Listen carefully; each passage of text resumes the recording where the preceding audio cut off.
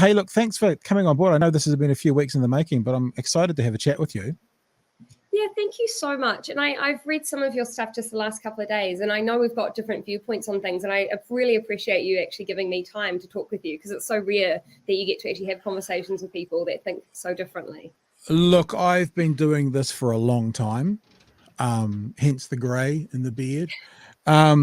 But, you know, back to and including your host on News Talk ZB and that kind of stuff. And I think that I'm sort of the opinion, I normally say to people when we have a conversation where it's obvious we're coming from a different place, I normally ask the question, are you prepared to have your mind changed? And if people say no, I normally go, well, thanks, I'm not really looking for an argument then. You know what I mean? It's like if people come into a conversation completely closed off to information or opinion, I mean, opinion's completely valid, but opinion is just opinion. Then I kind of go, well, what's the point? I mean, I'm not looking for a fight with anyone, you know, and I don't know what you've seen of mine, but, you know, over the last, I've spoken to all sorts of people, including Jesse Lee Peterson's people and Dave Rubin in America, and, you know, the girls who wrote the Vote Trump song, and all people that I kind of ideologically disagree with. But we do it. There's a mayoralty candidate here in Dunedin who doesn't believe in viruses at all. And so I had a chat with him the other day, and like that's doing the circuit, you know, it's like, no, I kind of go, you know, and I've said this before, and not to kind of belabor the point to my audience, it's like Maya Angelou said it very clearly, which is when someone tells you who you are, who they are, believe them the first time. And I'm thinking, like, especially with what I do in the long form thing, people will tell you who they are and they'll tell them what you're about. And really, you don't, I'm not saying there's not, you know, there's not a, you know, the idea of steel sharpening steel, I believe in as well. So I'm not afraid of conflict or you know, kind of butting heads. But ultimately, a person will put their perspective out there, and in doing so, they will explain who they are, and the people watching it will either think choice or they'll think what, and I'm okay with that. Yeah, and it's a beautiful form of art almost that's been lost, I think, is the art of conversation. And that's what I found more frustrating than anything else over the last few years, is it feels like you're restricted on the conversations that you're allowed to have and the things that you're not allowed to talk about. And I don't like that. I think everyone should be allowed to discuss everything and disagree to the nth degree, but it can be done in a respectful way. It doesn't have to be horrible and hateful. And that's something that society's kind of shifted into recently. And I don't really like it. I don't appreciate it. Well, I don't necessarily, well, it depends what we're talking about. Sometimes when you change something by 5 degrees, you disagree with it. So it might be that we're quite close in that thought, but I do believe there are some things that are harmful to talk about publicly. Like I wouldn't support someone, you know, having a podcast who wanted to teach kids how to commit suicide. You know, I don't think that's a good thing to be publicized. So therefore there are tethers to this idea of free speech. But I always say, if I was to err one way or the other, it would typically be towards more speech. But I do also think that not all speech should be publicized and given a voice, because some of it is dangerous and some of it is harmful. And I think we'd probably agree with that. Probably where we disagree is where that line would be as to what's harmful and what's dangerous and what's not on some things. Maybe not on lots of things, but on some things, that's probably where we would disagree. The problem is always who polices what's harmful. Sure. You know, and what are their own biases and where does that come from? And I think that's the issue. I mean, people now are saying that it's violent speech to disagree with vaccinations. And I mean, that to me is absolutely insane. Who's saying that? That's some of the rhetoric coming out of American, like CNN and the BBC, things like that. And so there's a rhetoric there coming out saying that if you disagree with vaccinations, it's very harmful to even have a voice. You know, I've been called. Hang on. Could you just said two different things. The first thing you said, it's violence to disagree, and then you said it's harmful to disagree. Like I'm just so you know, I'm a huge believer in show me what you're talking about. Like I won't accept people saying, well, I heard this and I saw this and I think that. I'm like, okay, that's an opinion and that's fine. But if you're making a claim that can be tested, I want to test it. And you have just made a claim, which is there is rhetoric coming in. I will literally go and find right now where they've said that disinformation is is violent, because they say that speech is violent. So I can. Well, you've just said something different again. Then You've just said disinformation is violence, whereas previously you said, anti-vaxxing Okay, is so violence. let me explain how my Go. mind these things. Yeah. So what they're saying is disinformation around the vaccine is violent. Okay. Like that's what they've been saying. So let me find it for you. And do you see over on the side of this, there's a private chat?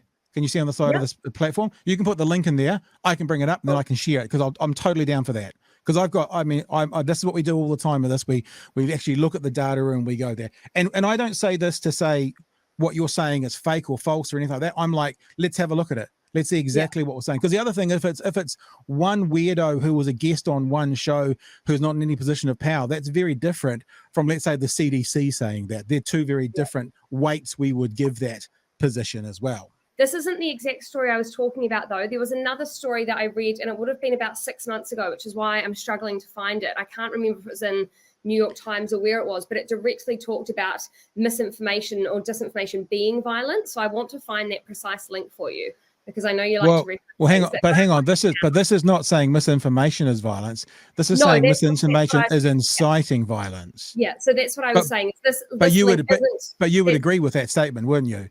Yeah, absolutely. Yeah. But this is what I'm saying. So this is why I said, I'm like, this one's just talking about inciting. That's why I said this one wasn't the article that I was talking about. I said, this is one just saying there's a causal link, which I would agree with. Yeah.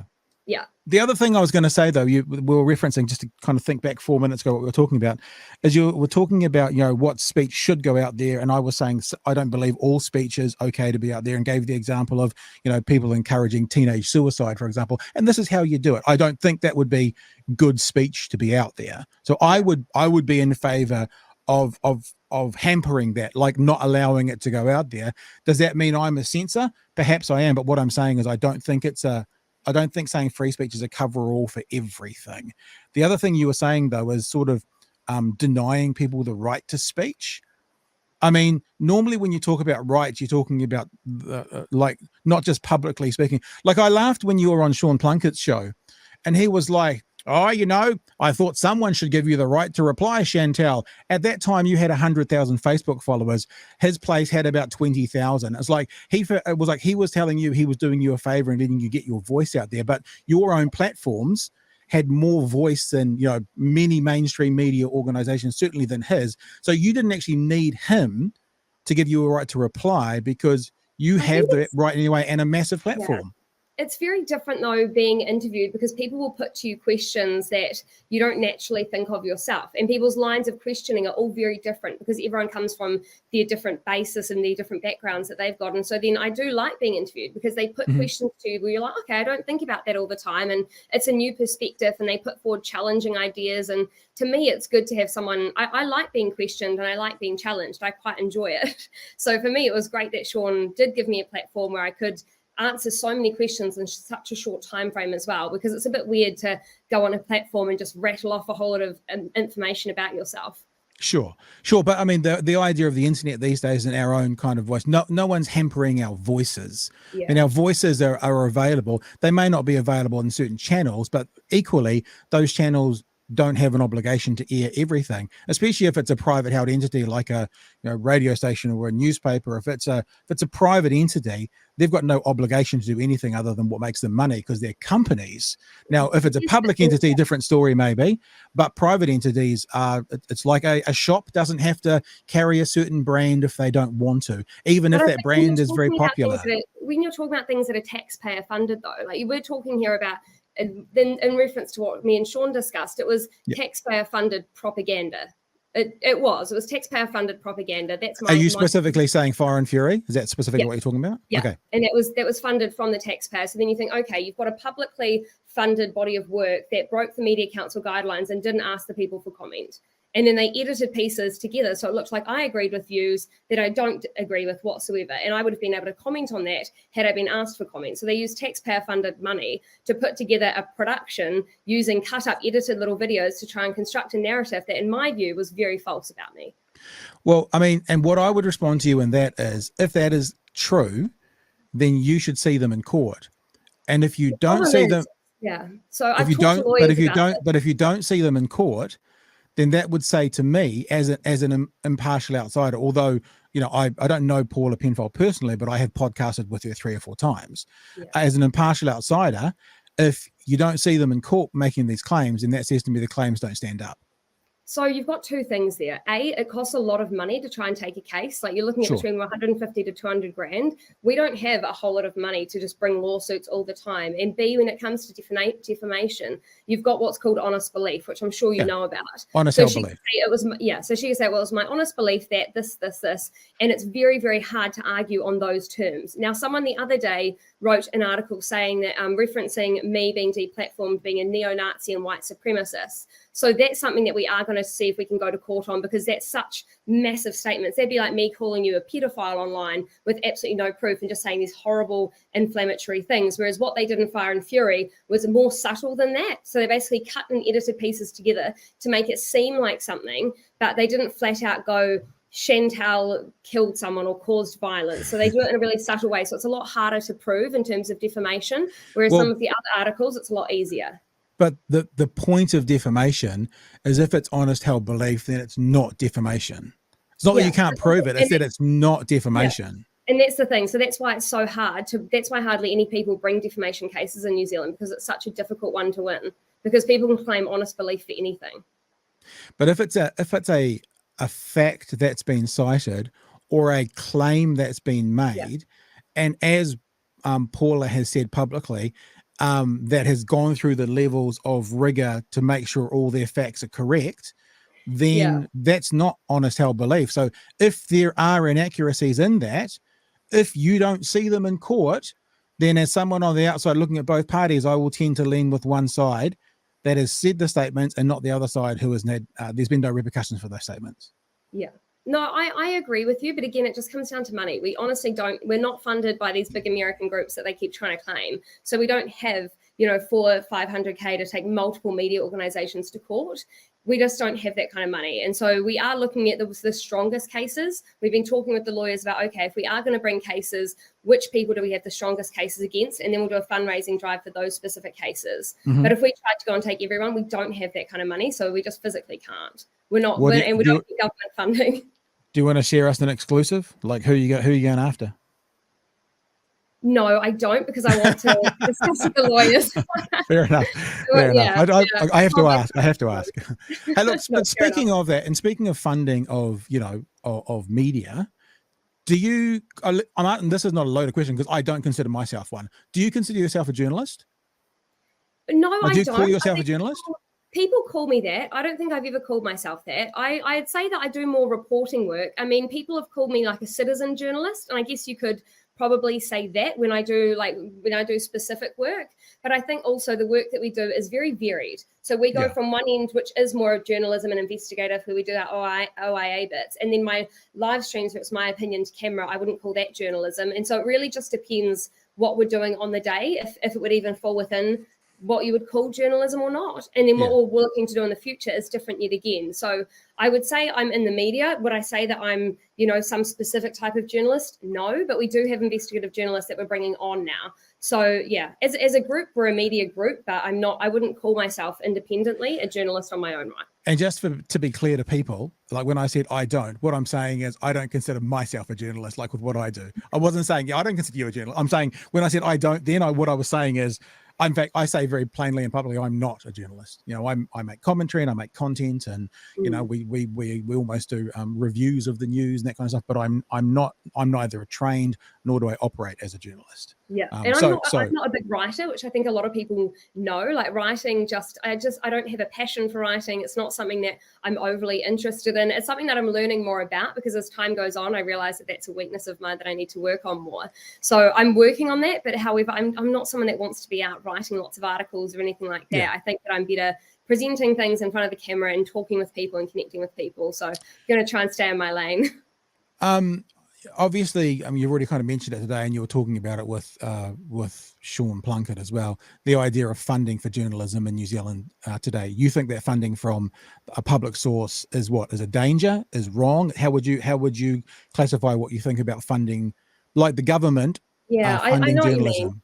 I think it's incredibly dangerous when you have a government that's pushing against hate speech laws and against free speech that are then controlling the media. I think it's very different if you've got a government that are helping give, even 0% interest loans to media to help them keep afloat. But I also think media in New Zealand is far behind. It's too far behind. It hasn't kept up with how modern media is changing, particularly internationally.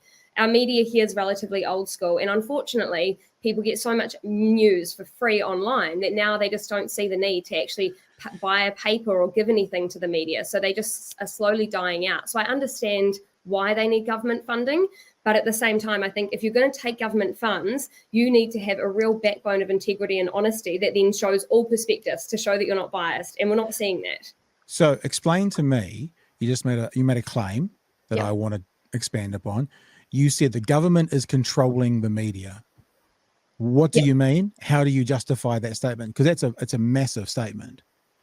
Yeah, that is a massive statement. However, when we do OIAs, we've seen the link between DART, which is I'm trying to remember, it's the Disinformation Assessment Reporting Group, I think. I'm trying to remember if that's the exact breakdown. Give me a sec. DART NZ. I just want to make sure that I'm saying the exact name. Disinformation Assessment and Response Team. So what they do is they go through, decide what they qualify as mis or disinformation, and then they put that media forward to other media groups. And so you've got a small portion of people in the government. There's only about 4 people in that entire team, and they then decide what they classify as dis or misinformation, and then they put that forward to the papers. And we've got paper trails of this in OIAs. So we can link this and we can show the trail of how that information gets through. And also I've seen it personally myself where they're saying if it steps outside of what they've got on the covid19.co.nz website, it's instantly classified as mis or disinformation, but they don't have the studies to back up their own claims. So a big one was that the rate of myocarditis is much higher. If you're not vaccinated and get COVID, you'll have a higher rate of myocarditis than someone who's vaccinated who gets it from an adverse reaction. Now, they take that stat looking at everyone as a whole, but they haven't separated out different age groups. So the statistics now for young men are astronomically high when it comes to the vaccine injury and myocarditis than an 8-year-old woman who gets myocarditis after having COVID when they're already predisposed to having high rates of myocarditis with age. So there's a lot of muddling with the science, and then they say that one thing is true and one thing is not, but they don't actually show how they got there. And I think New Zealand media has been worse than others at doing that. I've just done a big thing on myocarditis because when we had Paula Penfold talking about Fire and Fury, I obviously got an influx of information from people who wanted to disagree with her. I disagree with the statement you've just had only because I've just done the research, like literally done the research 10 days ago. People sending me videos of this is the truth with all these teenage athletes in America, having heart conditions and palpitations and that kind of stuff. And I did a whole segment, a 17-minute segment where I took one of their videos that I was sent as evidence and I broke down the first 54 seconds because I wasn't going to spend any more time on it than an hour of my own time. Have you read the latest study that the FDA commissioned out of Thailand?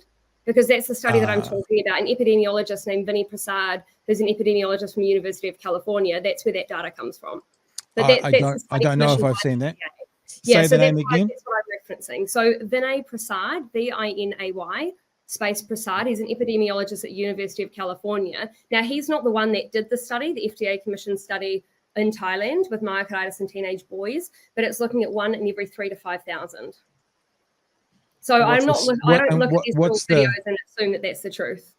No. And that's the thing. I need to have a look at this and look it all up. 1 in 3,000 to 4,000, is that what you said?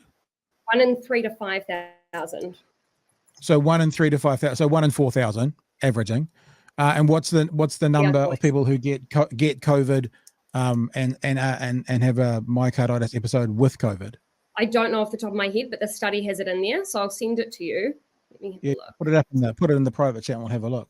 Because every time that this has been looked at, it's always come out with every writing, be it from the Joe Rogan situation when he got Fat Check Live on here, or be it from when people send me stuff and I go looking, that it's always been more episodes of myocarditis from catching COVID than of myocarditis from a vaccine brought on. And look, that's one of the things I acknowledge that it's the case as well, because most of the people, this is the difference though, and it's bracketed out into age groups. Yeah. Because yes, that's accurate if you look at all ages as a whole, but that's what I'm saying about an 8-year-old woman who's predisposed to having myocarditis when you get older. It's a condition that a lot of elderly people get. When you're looking at teenage boys, it's a completely different scenario. And studies aren't breaking out the ages, and that's why this FDA study is so important. But the numbers of myocarditis in teenage boys, let's say in America, because that's where I had a look at the research of this video, hasn't changed at all since 2011. So it hasn't gone up at all. It's about 80 to 100 a year. Dying or having situations with myocarditis a year in America, teenage boys. That number hasn't changed at all since 2011. Yeah, I haven't studied specific countries, but I just want to read the actual studies themselves. So I'm not looking at just general statistics overall. I just want to look at actual studies that have been done on myocarditis. And this is one of the only ones that I've seen, particularly with younger people. This will be interesting to have a look at, and I'm happy to have a look at it. But it's when you say you haven't looked at specific countries, you said that this is based out of a Thailand study. So does that mean that it's based out of a specific country study? What I mean by that is I haven't gone through every single country around the world and broken down their cases of myocarditis. Right. So I can't comment on that because I haven't gone and done that. Right. Yeah.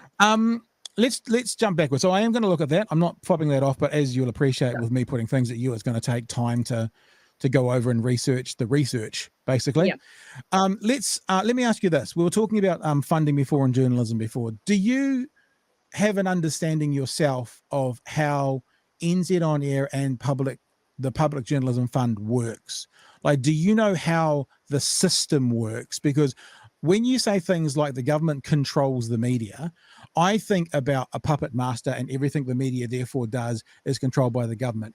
Even if I accept what you've said, and I'm not accepting it because you're wrong or what you're saying is inaccurate, I haven't seen it, about those 4 or 5 people, putting out what they've classified as mis and disinformation. That doesn't necessarily mean it's wrong. That means you have to trust 4 or 5 people. I mean, I go to one doctor, and my one doctor tells me what the issue is. I don't go, oh fuck, it's only one doctor, I better go see 7 more. So, I'm not actually challenging you on that point, but what I'm saying is equal and opposite means it doesn't necessarily mean that these 4 or 5 or 8 or 10 people or whatever it is are wrong. And I'd want to know from you, when you say that they're controlled by the government, do you have an understanding as to how let's say let's pick a non-confrontational group like Newsroom, how Newsroom gets funding for the Detail podcast? Do you know how that system works? Yeah. So when I talk about they're controlling the media, I don't think that they're controlling every single story that the media write. That's not what I mean by that. But there are specific stories, particularly those funded with the Public Interest Journalism Fund, that they do have a lot of control over. And the contract itself, when I've read the contract, it is set up technically like a loan, and they can recall that money, not saying that they would, but they can recall that money if you do break the contract. So there is guidelines that they work to when it comes to the PIJ fund that's different to when they're producing everyday media. Now, however hundred of millions they've given the media in New Zealand, it's not enough to control every story, and I think that a lot of people have opinions. But what has happened is media has become so polarized. The Public Interest Journalism Fund is spinning specific stories in a narrative that I just think is dangerous when it comes to freedom of speech.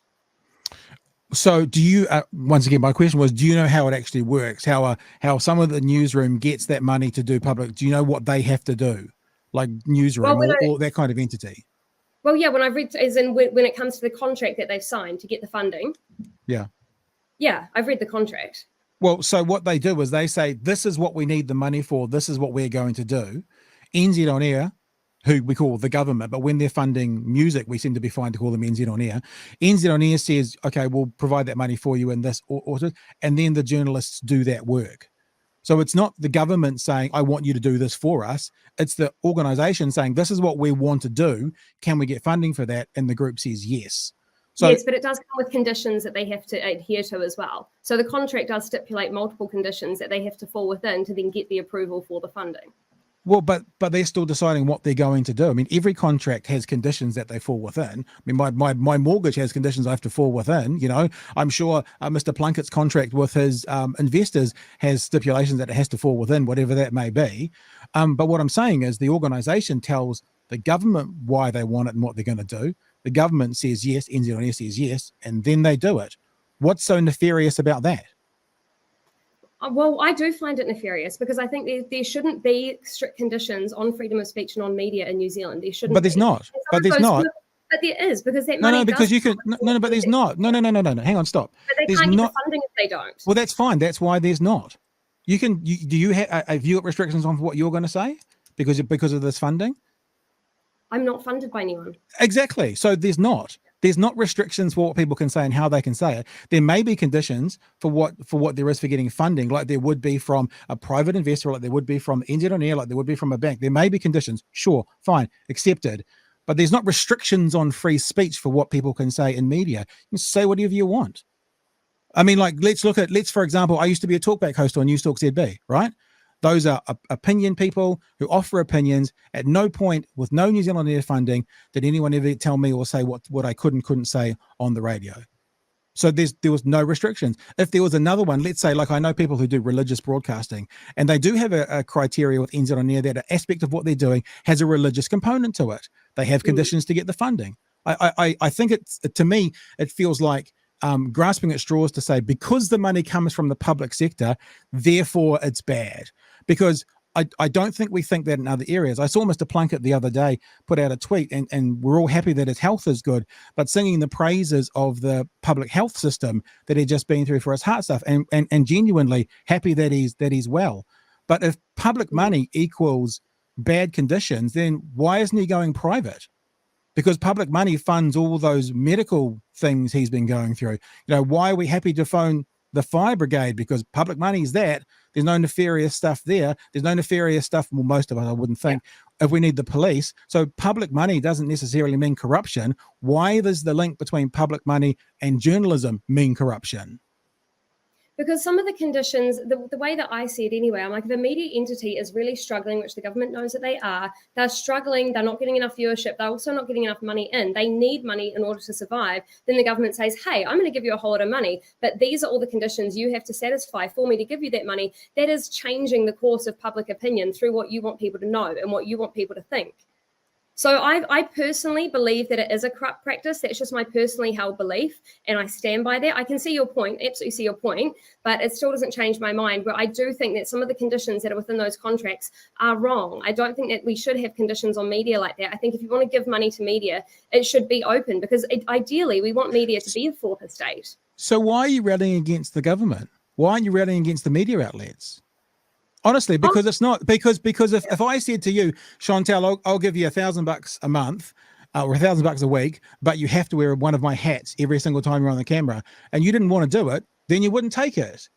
Do you know what I'm saying? I feel like I rally equally against both of them. I mean, I found out recently we got an OIA back that said the Prime Minister's office was funding the disinformation project. They're funding multiple pieces of work that the disinformation project are doing. Now, that disinformation project is the same one that said that I was pro the Kremlin. So they're putting out the completely false information that then media outlets jump on. And then I see multiple articles come through. It'll start by saying Chantelle's pro-Kremlin, then it will go pro-Russia. Then it will say she's made multiple videos pro-Russia. Now, all of those things are false, but because it comes from the disinformation project, which is funded by the government, it then trickles through. And then next minute, apparently, I'm at the right-hand side of Putin. It's ridiculous. And it wouldn't happen. Sorry, keep going. So I was going to say, so you're seeing them in court if they're straight out lies? Well, again, this has all happened within the last few weeks, and we're trying to see how much money it would cost and what the best lawsuits are that we can take.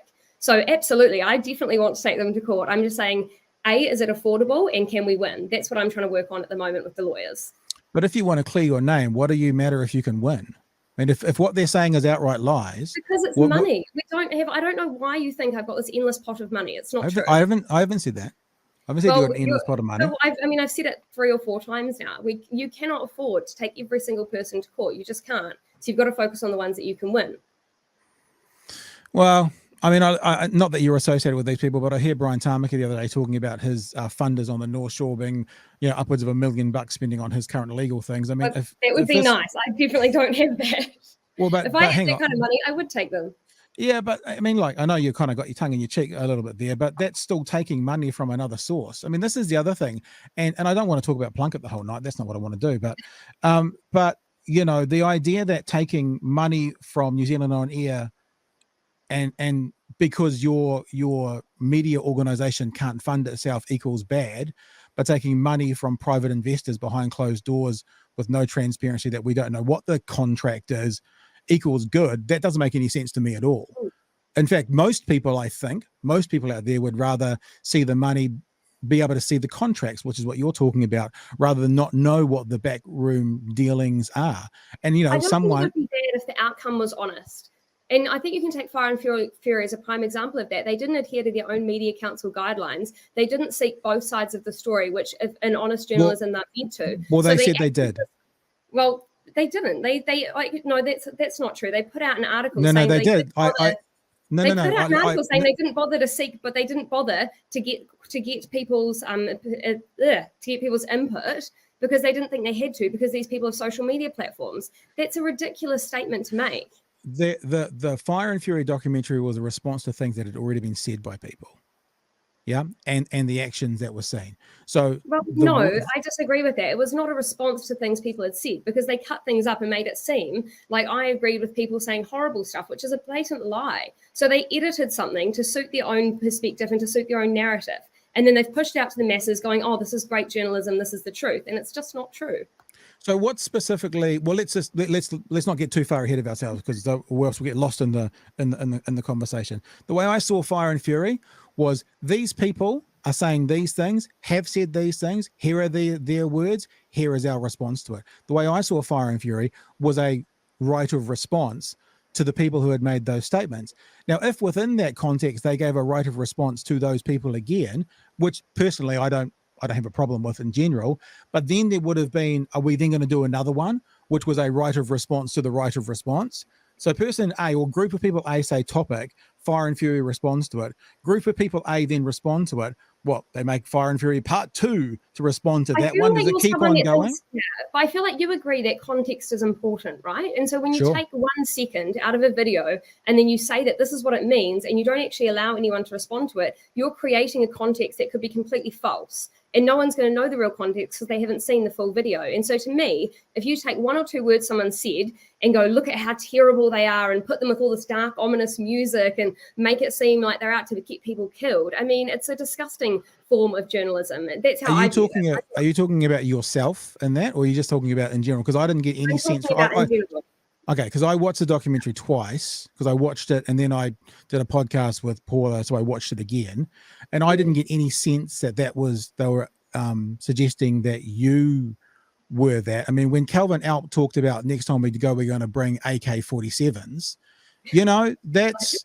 Yeah, I completely agree. Like, why would you say that? Even if you don't mean it, why would you ever say that? And let alone, why would you put that on an online forum, right? But who says he doesn't mean it? I'm sure that he doesn't mean it. I've met him, I think, maybe 3 or 4 times, and I think he says a lot of things, but there isn't follow through. He's not sitting there trying to go and buy guns. Yeah, that's a really dangerous perspective, though. Well, I don't know the context of everything he said, though, but I'm sure you can bring Calvin and ask him if he'd come on your show and explain himself to go through the context of them. Again, I mean, I do my own thing. I keep myself relatively separate from lots of other people, because I'm just quite happy interviewing people and finding out why different topics matter to them. That's where I'm happy. So I'm not going to try and assume the context of Calvin or anybody else. I'm just saying that I would find it highly unlikely if he was actually doing something in the background, just based off the person that I've met so far. However, again, I think you should probably get him on your platform for a chat and just ask him. He's probably someone that I don't want on. Like, yeah. I think that there is a varied number of people, and I think I've done quite a bit of looking into counterspin, and quite a bit of looking into their rhetoric. And I disagree with you about, like, I've got a clip here from the Plunkett interview that you gave him, and you kind of have echoed something that you said in there. I will play it, because I actually really think this is quite a, I don't necessarily believe in the slippery slope argument all the time, but it's quite a dangerous statement to make, or a dangerous way to think about the spoken word. So you've basically just said it, but I queued it up here to have a listen to Sean talking about violent rhetoric. Let me play it. Well, I think there was more violent language spoken about, which, as a lot of people know, I'm not a violent person and I don't condone violence of any sort. So to me, that's out there. However, I know for a lot of people, they want to vent and they want to talk about how the last few years have impacted them. Some of them use violent language, but do they actually have any intention of acting on it? Not that I've seen. Well, so I think what that is a really easy way to kind of push aside what could be really dangerous ominous and serious With language. all due respect, you haven't spoken to the people I've spoken with, and you haven't heard their stories. I mean, I've been sitting recently, 2 weeks ago, with a mum who's got cancer. She's been told she might only have a few months to live. Her son is 18. He's been diagnosed with myocarditis. His cardiologist told him, you could die any day, but thanks for taking one for the team. So when I've been sitting with people that have gone through the most horrific stories and they're under so much stress, I can completely understand if someone like that goes online and says something that sounds absolutely terrible to anyone else, because I've seen the trauma that they've been through. So I don't think that this government or the media respect the amount of pain that the everyday citizens have been put through. And I mean, who was it? I think it was Paula Penfold herself wrote about her hatred of unvaccinated people and saying that she was actively targeting them. She wrote an article about that, saying she hated unvaccinated people. I mean, I just think I think that that's quite a disgusting thing to say about someone just because they made a different medical decision to you. But again, I'm not trying to control her speech. But that was a national article that went out to the masses from a journalist who is apparently quite respected. And she's allowed to say that she hates unvaccinated people. And then people are allowed to say unvaccinated people should die. That's been a rhetoric that was starting when the vaccine first rolled out. So people are allowed to say that, but people who are unvaccinated aren't allowed to say, screw you, or I wish I could put a bullet through Jacinda, which I agree is terrible to say, and I would personally never say it. But when I've seen support their right to say it. I support their right to say it, because I think that if they don't, can we be really clear? You support the right of someone to say, I'd put a bullet through Jacinda. Well, because people have said that about me, right? People have messaged me that are pro-jab, saying, I wish you would die, and saying horrible things to me. And as much as I disagree with them, and I'm like, I don't want to die, I'm also like, I'm not then going to go and wipe them off the internet and say that they don't have a right to speak just because they've said something that I think is personally offensive. The idea that you would support the right of someone to make any kind of death threats seems a little off kilter to me. I think because there's a difference. Hang on, Chantelle. Hang on. No, because you've just no, stop. Because you just talked for 60 seconds and I didn't say anything, and I've said one line. So let me say my thing. I think that we can acknowledge that people do say that, but to then also be, I support their right to say it, is a very different space to go. I unreservedly denounce it and reject it. I unreservedly and I denounce Calvin Alp for his rhetoric, and I don't want to be affiliated with him or say it's a different thing. I think I've made that really clear, that I'm not. I've said this so many times. I'm not a violent person. I'm not pro-violence. I don't condone violence. I don't condone death threats. No, but what I'm saying is, would I rather people be allowed to say things, even if I find them personally offensive? Yes, because I think the cancel culture, where people, if they say something that offends someone, they're instantly cut off. They're not allowed to comment on News Hub and the press and everything like this. I think that's wrong as well. I think that this is the sliding scale, right? It's people have said horrible things to me, really offensive things to me, but I still support their right to say them. Yeah, but listen, there's a difference between, you've just said offend someone. There's a difference between offending someone and threatening to put a bullet through them. Can you not see the difference there? I absolutely can. But I don't think a comment on social media is a genuine threat. That's very different. Would I say, I support someone's right to free speech if they're writing letters to somebody? Absolutely not. But I think a comment on social media, people get very emotional, and those emotions are easily inflamed, and then they write something really stupid. If you went and questioned them and you said, hey, are you trying to threaten someone's life? They would say no. So this is the sliding scale where I'm saying people still need to be allowed to have commentary, even if I really disagree with it. They still have to have commentary, because if you cut off every single person that says anything terrible, you'd have maybe 3% of the internet left. Yeah, I don't think that. I mean, I am assuming you're exaggerating for effect, because there's no way it would only be 3% of the internet left. But yeah, you've missed a part of that conversation, in my humble opinion. Threats that are made on the internet don't go anywhere. The bit you've missed out is until they do. If you have a look at was his name Chris Tarrant from the mosque, the Christchurch mosque and stuff, all that kind of rhetoric was on the mosque shooter. All that kind of rhetoric was all in his social media. It was all in there, was all the kind of stuff he was believing, and then it went too far. So I think to say, if you have that kind of rhetoric online, and look, grandma who's annoyed about something, living in Rangiora, one thing, former military person who's now running a media outlet actively calling for the overthrow of the government, something very different. There's a different sort of a yardstick there to measure those public comments than maybe grandma who's annoyed about whatever. But I just think that we don't live in a black and white world. We live in a nuanced world. And what you're doing is you're giving black and white coverall saying free speech, no problems, all free speech. It's like, some of it's dangerous and some of it needs to be addressed. I agree. I do it. But then again, this is the problem. It's like, but to what extent and where does that stop? And this is the issue, I think, with people that they want to restrict speech and control specific speech. Because I think, well, where is the line and where does it stop?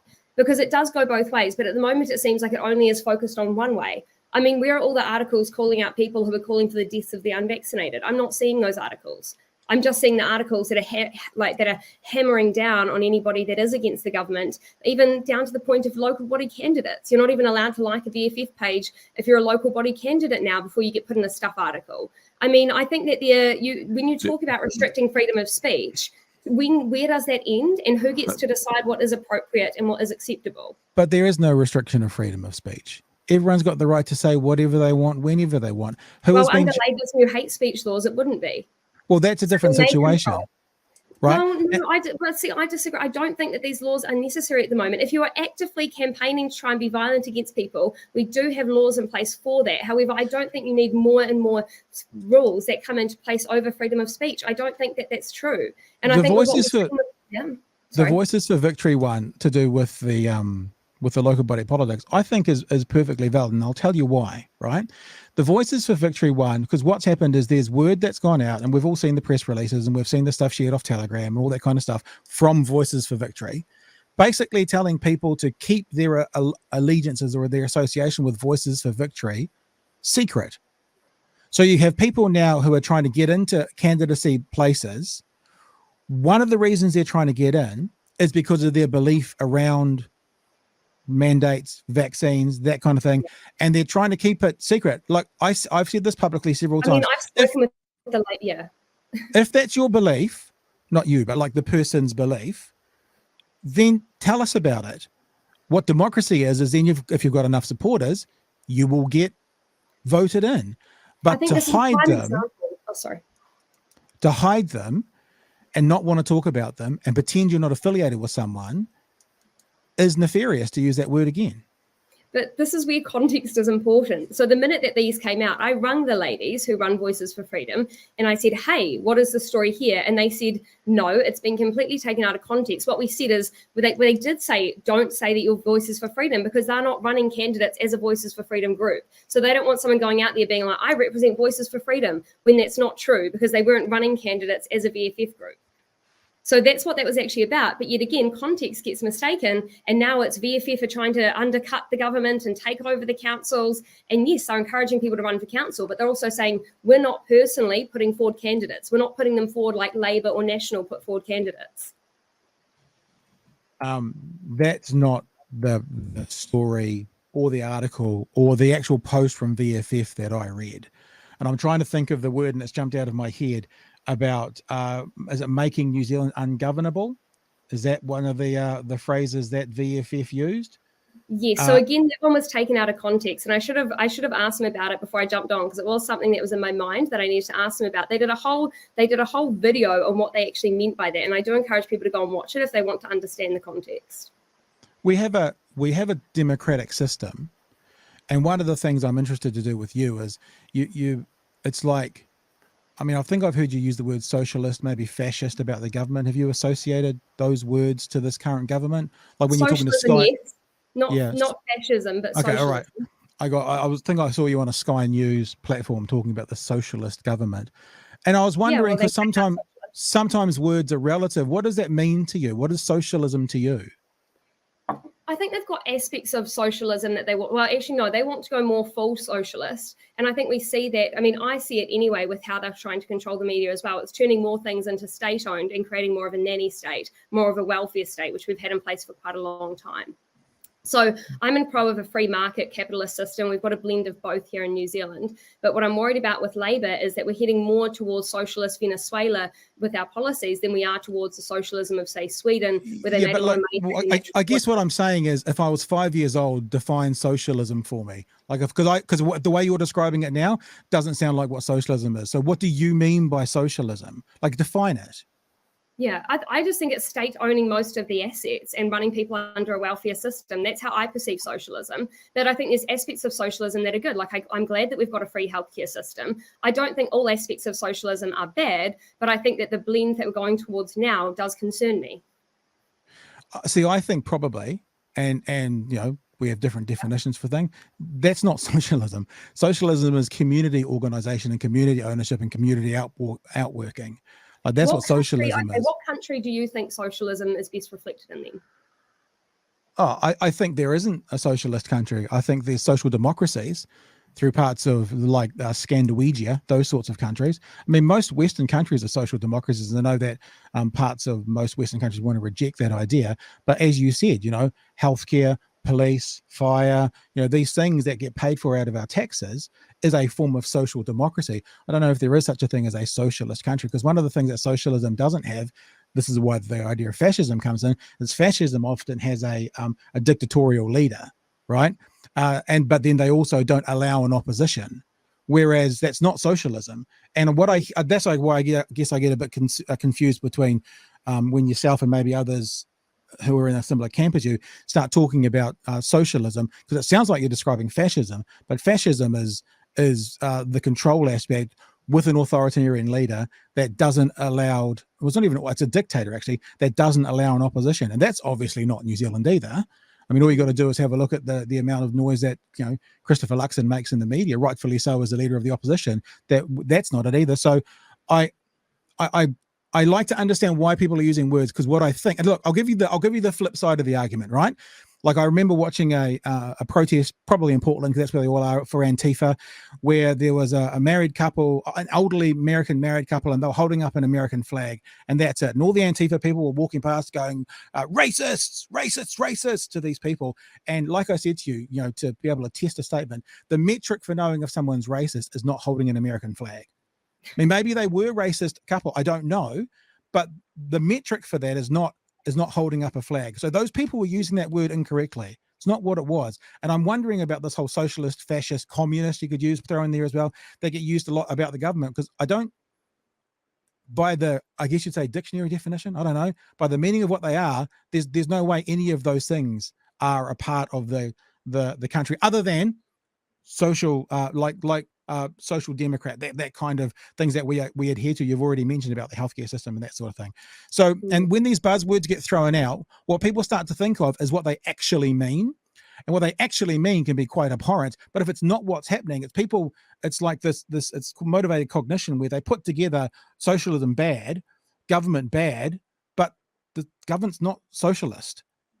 And how you've described what you think socialism is not socialist. No, Labour do describe themselves as socialists, though. They say that they are the Socialist Party of New Zealand. However, I agree with you where they're not socialist in terms of more community-based. They're not purely socialist, but they do. Socialism, to me, when I've looked at it anyway, it does head towards communism. Socialism always does, because they talk about. But communism is more but communism is more the government owning the production and the means, whereas socialism is more the community. That's why I'm saying So they describe themselves as socialist, but I think they are heading more towards communism. And I think the more we go towards socialism, the more you inevitably end up at communism. You need to expand. You need to expand on that. What do you mean they describe themselves as socialist? I mean, my local MP doesn't describe, David Clark doesn't call himself a socialist. I mean, maybe their roots came from a certain place. What do you mean they call themselves socialists? What do you mean? The Labour Party. They state it on their website. They call themselves a socialist party. I'll bring it up. Labour Party of NZ. Whereabouts on their website do they say that they're socialists? Yeah. I'll look at the about. I mean, there's no question that perhaps in the roots you might find the word of where they came from and stuff, but where do they call themselves socialists? I'd be interested to know. Yeah, perfect. I'll find it for you. Yep. Because I know Labour Party MPs don't call themselves socialists. So it would be very strange to me if the party itself sold itself as a socialist party. As I say, social democracy is one thing. And that, I mean, look, I think that words matter. I really do. No, I agree with you. I agree with you. Here we are. Our priorities. I'm looking at their page right now. Tell me where to go. I've got the Labour Party page up. News, our team, our record. Is it our record? And look, I mean, I might be wrong. I'm not saying that. I mean, I wouldn't be surprised if the word was mentioned in the our history part, because I think there probably are some aspects of the way socialism was worked in the 30s, 40s, and 50s as it was state housing and stuff. But they're a different party today than they were, and I would doubt. Well, I'll be careful because I'm okay to be proven wrong, but I would be surprised if they actively sold themselves as the Socialist Party in 2022. Oh, I don't think they sell themselves as that, but I think you've just said they call themselves the Socialist Party. Because they had. Let me find it for you. But the New Zealand Socialist Party, founded in 1901, promoting the works of Karl Marx and Friedrich Engels, it was one of the parties that united in 1916 to form the New Zealand Labour Party. 1901. And Jacinda Ardern was the leader of the leader of the International Socialist Youth. Jacinda Ardern was. When she was a teenager? No, she wasn't. She was in her 20s. Well, at university. Yeah. So I'm looking at the birth of the Labour Party. She calls herself a socialist. Yeah. Well, show me the evidence for that. This political party, this is from the birth of the Labour Party. This new political party included a range of views from former radical liberals to militant socialists. Some of the party's executive were among the dozens of imprisoned for opposing conscription, and more generally, the party campaigned for better pay for soldiers and their families. Back to 1894, the small New Zealand Socialist Party. So is this your link, 1894 and the birth of the party, to they call themselves the Socialist Party? Just so I'm clear, is that your link to them calling themselves like present tense? No, I'll find the exact reference for you because I don't want to misquote anything. So I'll find the exact reference for you and send it through to you. Sure, but in 2008, she was elected the president of the International Union of Socialist Youth. So that's only 10 years ago. She's absolutely a socialist, and she was very proud of her socialist heritage. 14 years ago, technically. So, I again, your claim was they call themselves the Socialist Party. All I'm saying is I don't see evidence for that in its current context. So tell me this, are you someone who believes that the government has committed crimes against humanity? No, I think the government has made decisions based on the politicization of science. I wouldn't say crimes against humanity, because I think for it to be crimes against humanity, it has to be intentional. And I don't know if this government has intentionally harmed people. I think they were just given science that didn't really stack up around how dangerous the long-term effects of the vaccine could be. I don't think are you saying that if they had have taken a position that you would adhere to and they knew it and did what they've done, they would have committed crimes against humanity? So in other words, if they knew that what they were doing was wrong as you see it and still did it, would that be crimes against humanity? I think we've still got to wait for much more data to come out to decide if it's crimes against humanity. I mean, you were talking earlier saying that people create links in their mind that aren't necessarily always there, but they just feel like they're there. And so we've got to wait for that data to come out. But what I'm saying is in 5 years' time, if you do see a huge increase in all-cause mortality and deaths for unknown heart-related issues, and it does come out that the vaccine has been really dangerous, then people could argue a case for crimes against humanity. However, where would the implication of that lie? Because I don't think that a government is intentionally going around trying to kill all of their citizens. Not at all. But what I am concerned about is that people were told something was completely safe and completely effective, and that hasn't been true. Well, so what is your big problem then? Because what's happened obviously with the vaccine is that it was 95% effective against COVID V1. And then now we know with BA5 going through, it doesn't seem to be anywhere near as effective. But people seem to be making claims today where they go, see, people who are vaccinated are still getting COVID, whereas the version that we've got through Pfizer right now was designed for COVID version 1. And it was 95% effective for that, a bit like the flu jab that I had this year is effective for this year's flus, but it won't be effective for next year's flus. So, what is the complaint about the effectiveness of the COVID vaccine? Now that we will all admit that BA5 slips past the net more than version 1 did, but that's what happens with viruses and vaccines. That doesn't seem nefarious to me. So where's the complaint about that when it comes to the effective nature of it? So my stance has always been, and people get it wrong, I haven't been anti-vaccines. I've never cared about any medical product in my life. But this one particular one, I thought I'm going to wait to see if people have reactions before I decide to get it. But I was still on board with it. Then I saw multiple friends of mine having reactions, and I thought, I don't really actually want this at all. And it started concerning me. So my whole perspective has always been there should be informed consent, and where there is risk, there should be choice. Now, when you take away the choice from someone and you tell them that they have to leave their job, lose their house, lose income for their family if they don't take a vaccine, I don't think that's right. And I don't think it's right that people aren't informed properly of the risks. And I mean, we saw this just this week alone in the court inquiry into Rory Nairn's death. He wasn't told about myocarditis prior to his vaccination. Then he got myocarditis and died. And his poor fiance found him dead in the bathroom. And I've talked with Ashley, and she's amazing. So this is where it's, for me personally, I think if there's risk, there should be choice. And that just comes down to following proper health code practices. So that's my stick against the government, is that one particular area. And then I also think everyone should be allowed to have their opinions. So people should be allowed to talk about it. It shouldn't be, no, you don't get to speak when you do. And I think that the government at the beginning should have said, hey, we've got this new vaccine. So what we're going to do is we're going to bring together a panel of scientists and doctors with varying perspectives on it. We're going to have it live on air, and we're going to put it out to the nation so people can hear different perspectives and make up their minds. That's what should have happened, and it didn't. I think that, and I know you had this conversation with, on that other place we've talked about a couple of times, and the host in that one basically said, but the government's got the right to do it, and we put them in place, which is all true. But I actually think that, and I don't know if you reference this or think there's guys, but the guys from the NZD SOS, those doctors there, I was talking to someone not that long ago, and they were like, oh, all these doctors, and there's 18 of them. There's 18 GPs in the NZD SOS out of 3,700 in New Zealand. And it seems to me that it's potentially dangerous putting out information, where 99.6% of the medical fraternity seem to think one thing and 0.4% of the medical community think the other. Now, to give that the same though, if it wasn't such a polarizing conversation, because to me, I don't think there would be the same results if the conversation wasn't so polarized, because to me, when the vaccine came out, it was you're either pro-vaccine or you're a dirty, disgusting anti-vaxxer and no one's allowed to be friends with you. Obviously, that's me exaggerating.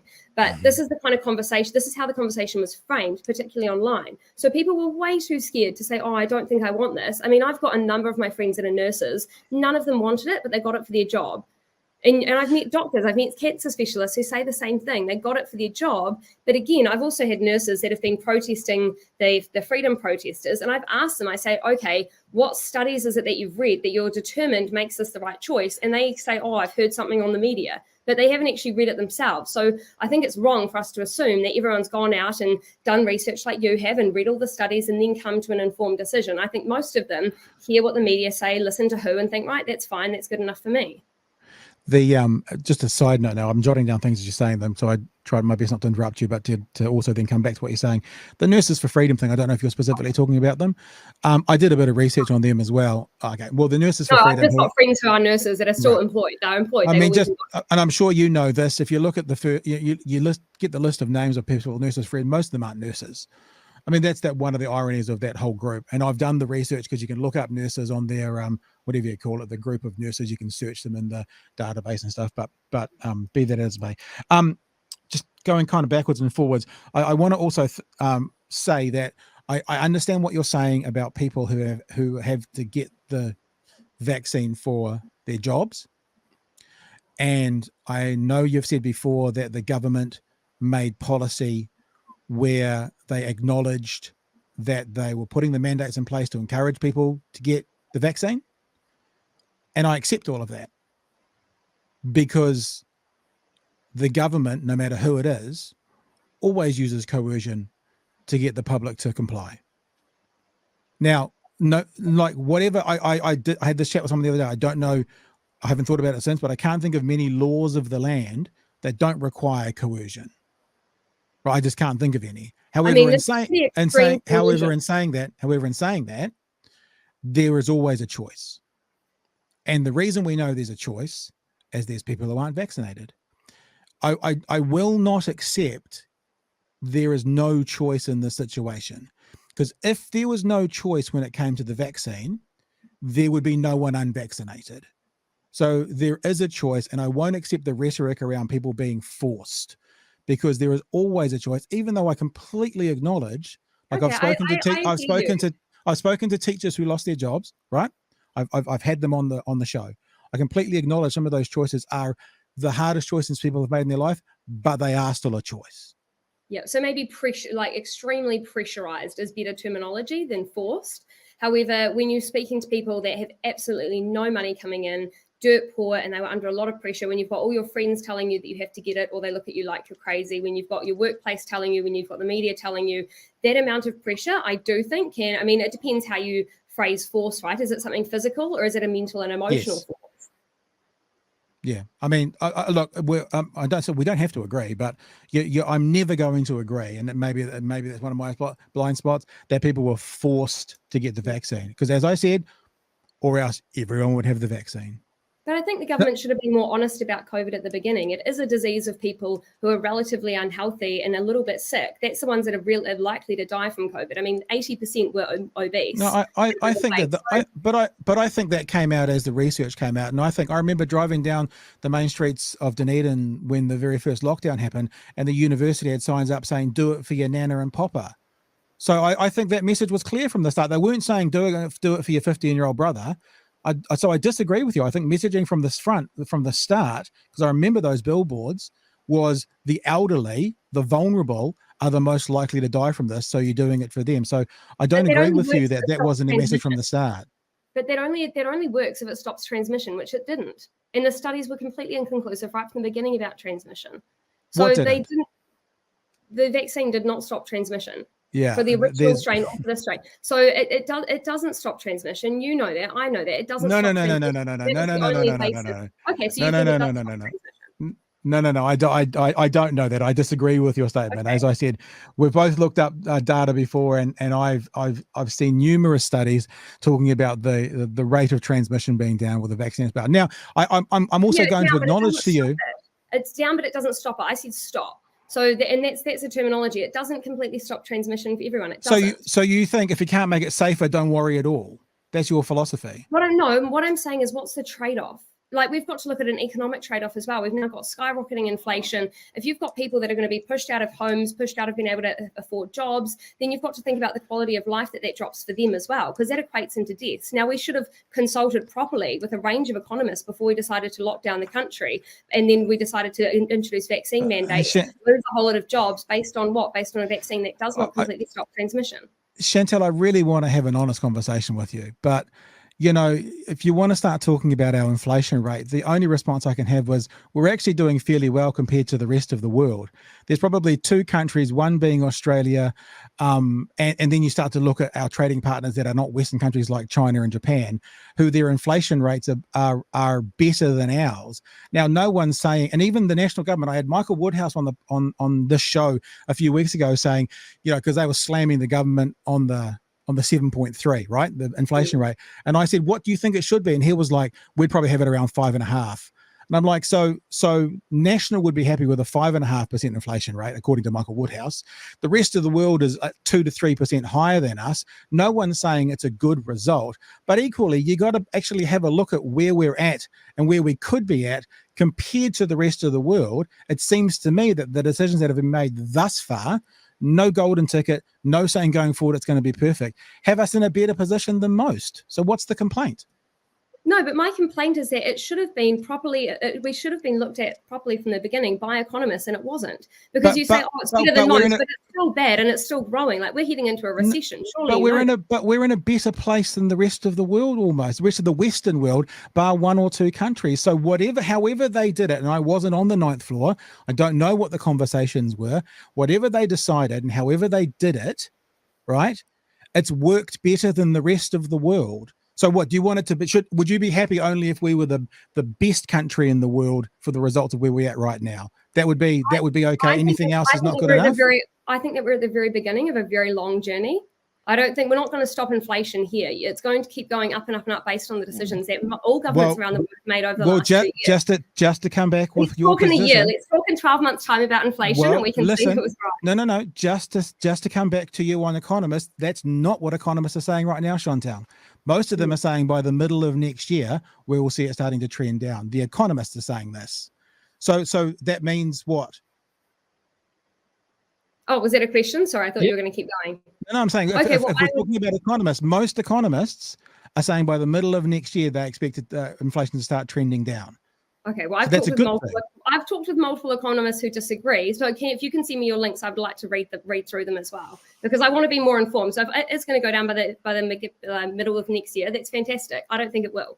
That's just my personal outlook on it based on what I've read so far. But again, if you can send me more information, more than happy to read it. Hey, jumping back to this crimes against humanity conversation, because we kind of shot away from that as well. Do you acknowledge that there are a whole bunch of people who are in the world of no mandates, no vaccines, who do think the government has committed crimes against humanity? I think there's definitely a percentage. I wouldn't be able to say what percent. I think that a lot of that kind of talk happens on Telegram. Now, I've only got a Telegram that I just post in, but no one can comment on it or anything like that. So I just put the videos out that I've already done on YouTube. So I don't spend much time in there. I think if you asked some of the other people that are on Telegram a lot, they'd probably have a better idea of that than me. But because I'm mainly on Facebook and Instagram and pretty mainstream, I don't really see as much of that.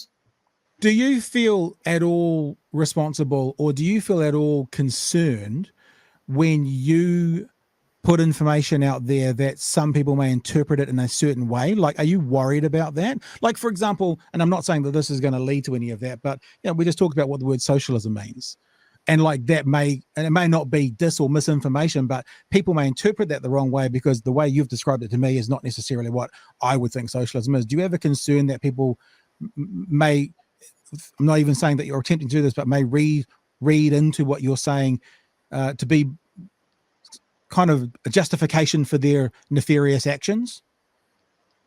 No, I think we're all individually accountable for our own actions. I mean, that's what the court of law says as well. Like, you go to court, you're not going to court on behalf of something that you may have said that's triggered a person on the other side of the world to do something stupid. I think everyone's individually accountable. And I said this during the protest. I said this to the protesters, and I also said this to the police. I was like, one day, everyone's going to be accountable for the decisions that they've made. So whether the police have gone and smacked over an old lady and broken someone's ribs, or whether a protester has thrown bricks at someone, all of that is individual responsibility and accountability.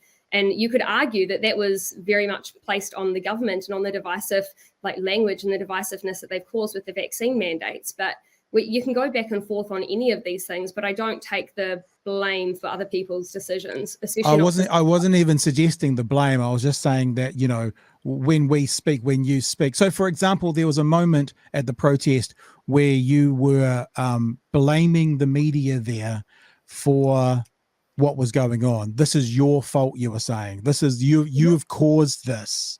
I was thinking, if I was someone at that protest who was hit up, who thought, who's to blame here? We're the innocent ones, they're the victors. And I heard someone who I looked up to, who had 100,000 people on the live stream at the time, if not more, being told that those are the perpetrators. You don't have any concern that that kind of rhetoric might have caused those people to suffer ill effects, to have harm come to them, for example? Well, I mean, we're talking about the same media that discuss different things around unvaccinated people. I will let you finish. But when I ask you a question, if you then start to kind of go, but what about them? Yeah. Okay. No, I agree. No, I completely agree. Let me come back to that one. Yeah. Yes, that was definitely not something that was my finest moment. I think it was an incredibly horrible situation that we were all in.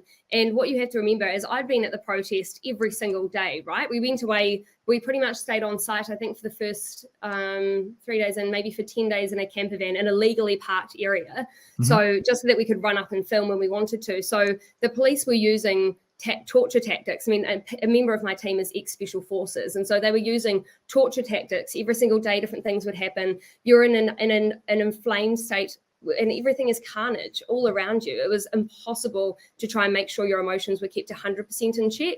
Should I have said that to the media privately? Yes. I can't remember how many people were around when I said that, but obviously I would never want anyone to get hurt ever by anything I say. And there were multiple members of the media on the last day that were stuck near the fires, and I actually helped them down off the big ledges and things and made sure that they were okay and helped get them safely out. So it's one of those things. I'm very much anti-violence. I don't agree with violence. Do I agree that blame should be placed on people that have caused divisiveness? Yes.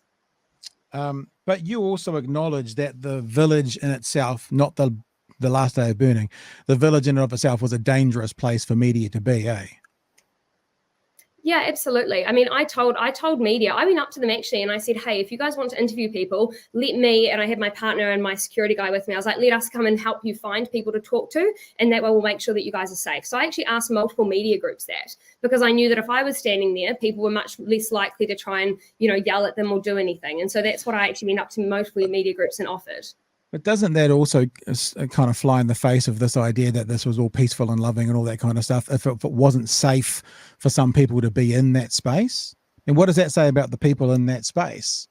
I mean, people yelled at me multiple times, but again, it's a very small group of people. So it wasn't that every single person in the protest was yelling at people. It was a small minority of people that were just much more emotional than others. And I don't know what they've been through. Like I said to you, I don't know. A lot of people there had vaccine injuries or friends that had vaccine injuries. So I don't know what they've seen to then make them yell at the media. However, I don't think that the media have given people that are unvaccinated a fair chance. And that's been pretty obvious through the amount of articles that we've seen over the last 2 years. I want to play something for you. It's actually from Fire and Fury. It's the moment we're talking about towards the end, because I'd actually like to hear from you what you think about this moment. And I'm not asking you to be nice to Paula Penfold, but this was the moment that the Stuff group was sort of on the verge of getting attacked at the end of the protest and being threatened to be strung up. And I'd like to get your response to actually this footage and what we as the public all saw about the Fire and Fury documentary.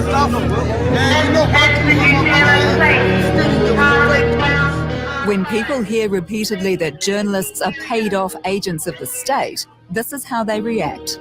Guys, we don't need your fake news. This is real news. Maybe you should go stand. Maybe you should go get a taste of what the cops are doing to our people. I don't care what you guys say. Go. Oh, Vito saw before, like, what are you documenting? Bullshit. I made this shit stuff. We're documenting stuff. And I've seen a lot of footage, a lot of photos on Stuff that's rubbishing my people here. That's been here since day one. Mother, I don't care.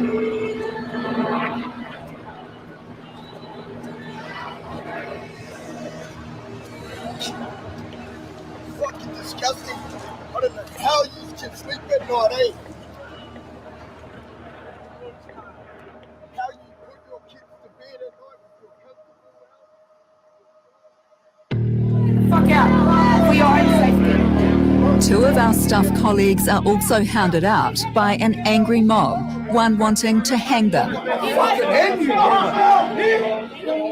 And as the protest becomes a riot, Chantelle Baker trains her camera on us. Mainstream media, you started this. It was your propaganda that caused this. Your propaganda caused all of this. I'd be really interested in your response to that. I mean, honestly, yeah, I do think that mainstream media caused that, because I think if the media had done their job and come out and said, actually, we shouldn't vilify people, we shouldn't segregate people, it's wrong, we've seen the history books say that this is not the right way to go, this wouldn't have happened. I think if the media had put out articles saying, actually, Jacinda, don't send the police after the people, just make sure you have a conversation first before you guys do anything violent, it would have changed the entire rhetoric of the protest. People would have been so welcoming.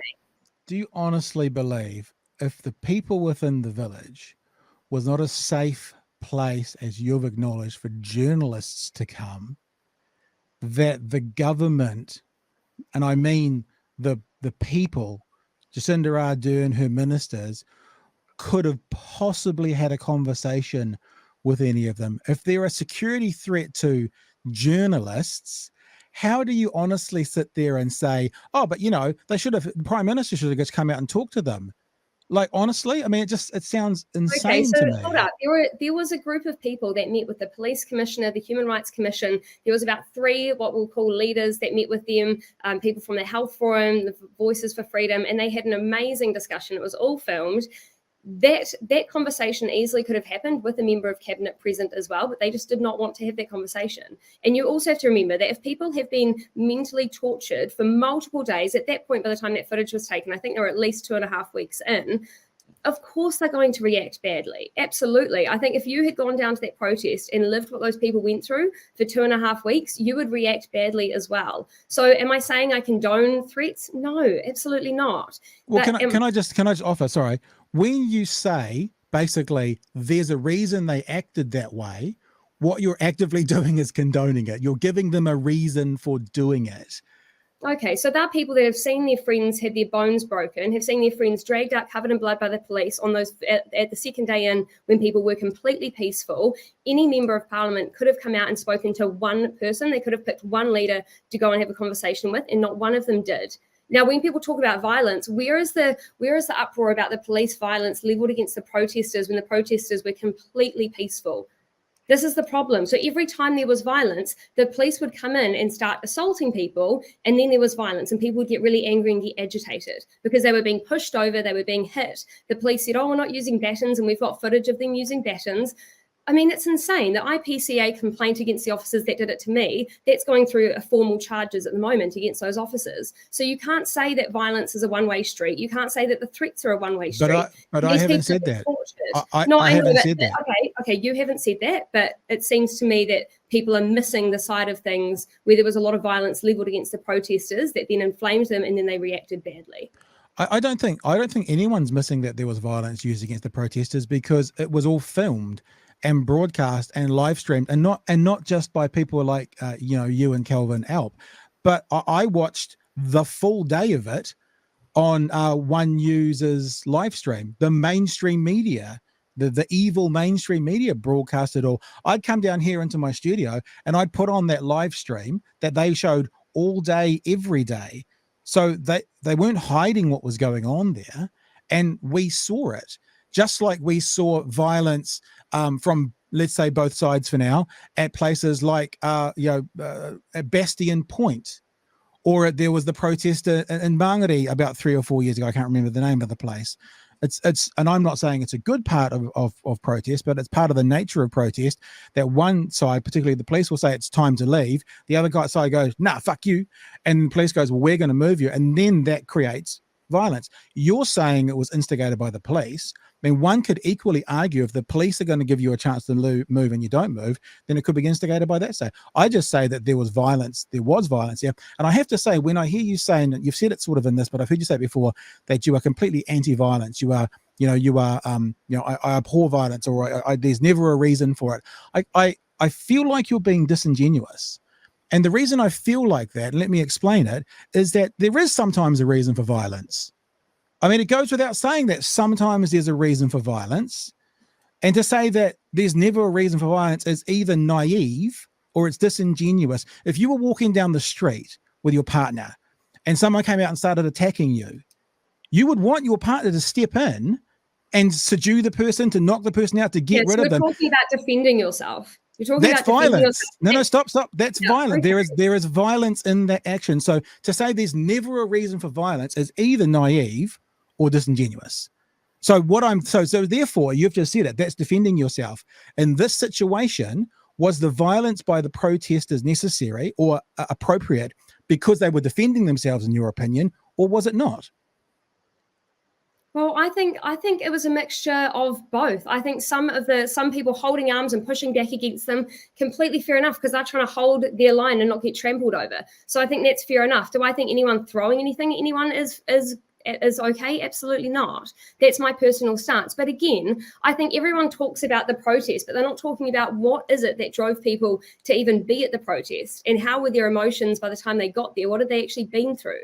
Like, we have all this conversation about all this kind of meaningless bullshit, but the reality is people were not allowed in to go and get a latte. They had to stand outside their kids' swimming pools. They weren't allowed into the gym. Like, they were treated like lepers because of vaccination that does not stop you getting COVID and does not stop you transmitting COVID. It was wrong. It was wrong to do, and it's wrong that people are still supporting it. And I think it's sad because I genuinely thought New Zealanders were better than this, and what I learned is that we're not. So again, the very first version of the vaccine for the COVID at that time was 95% effective. So if we're talking about what it's doing today with BA5, I struggle to take a serious argument from someone, and I'm not saying you are in general, but who talk about like, oh, look at everyone getting COVID now. The only people getting COVID now are people who are vaccinated. Like, yeah, that's pretty much true. People who haven't had it or who are vaccinated, because BA5 is not the same thing. However, the society decided. I mean, 90 to 95% of people got the vaccine, agreed in general, whether it was for a portion of them, it was coerced, maybe. For plenty of them, they were happy to come on board with it. And the outliers, as you say, were locked outside of cafes and pools and stuff, chose not to do it. That was their choice. Doesn't mean it was an easy choice. I've never celebrated, and I've been always very clear on this broadcast to say that mostly I feel bad for the people who I believe have bad information, and because of that are suffering the effects of making poor decisions.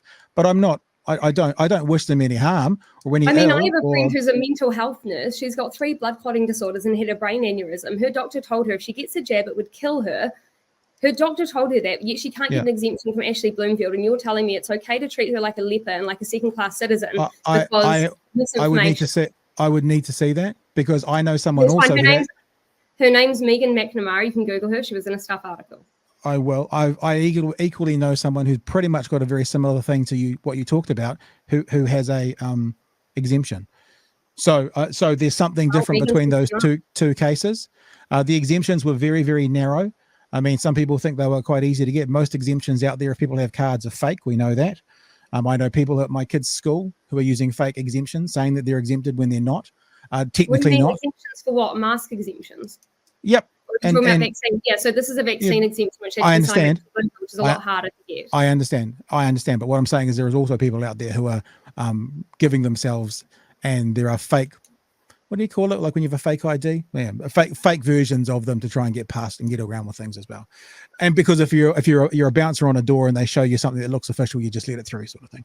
Anyway, I'll have a look at it. I'll look it up. I'll be interested to know more about it, because I know people, one person, very similar, blood clone, that sort of thing, who got an exemption and was able to continue on restricted, because unvaccinated at that point still wasn't allowed to be in exactly the same place, but certainly didn't have to lose their job or move out from it.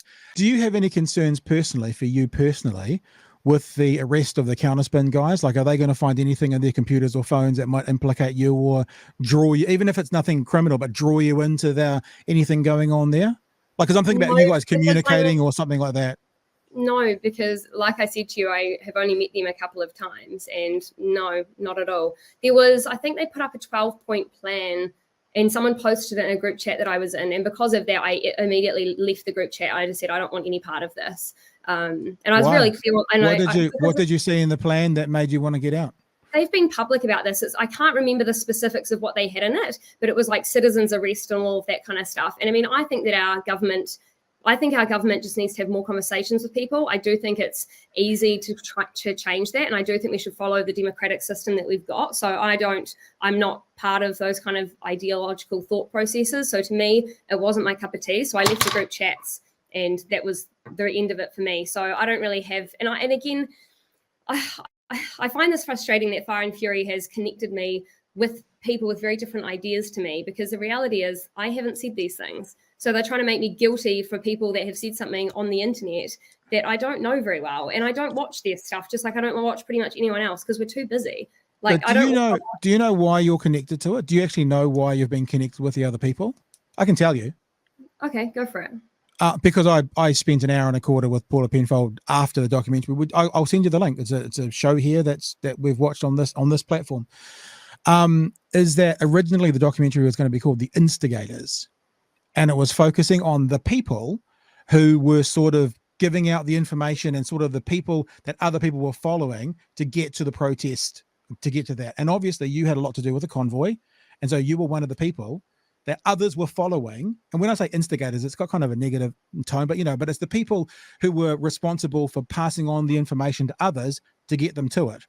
So I don't know this. I'm not speaking on behalf of stuff, but I assume that's why you're in that documentary, because you're one of those people of the few up the top that were passing on the information to all the people who turned up.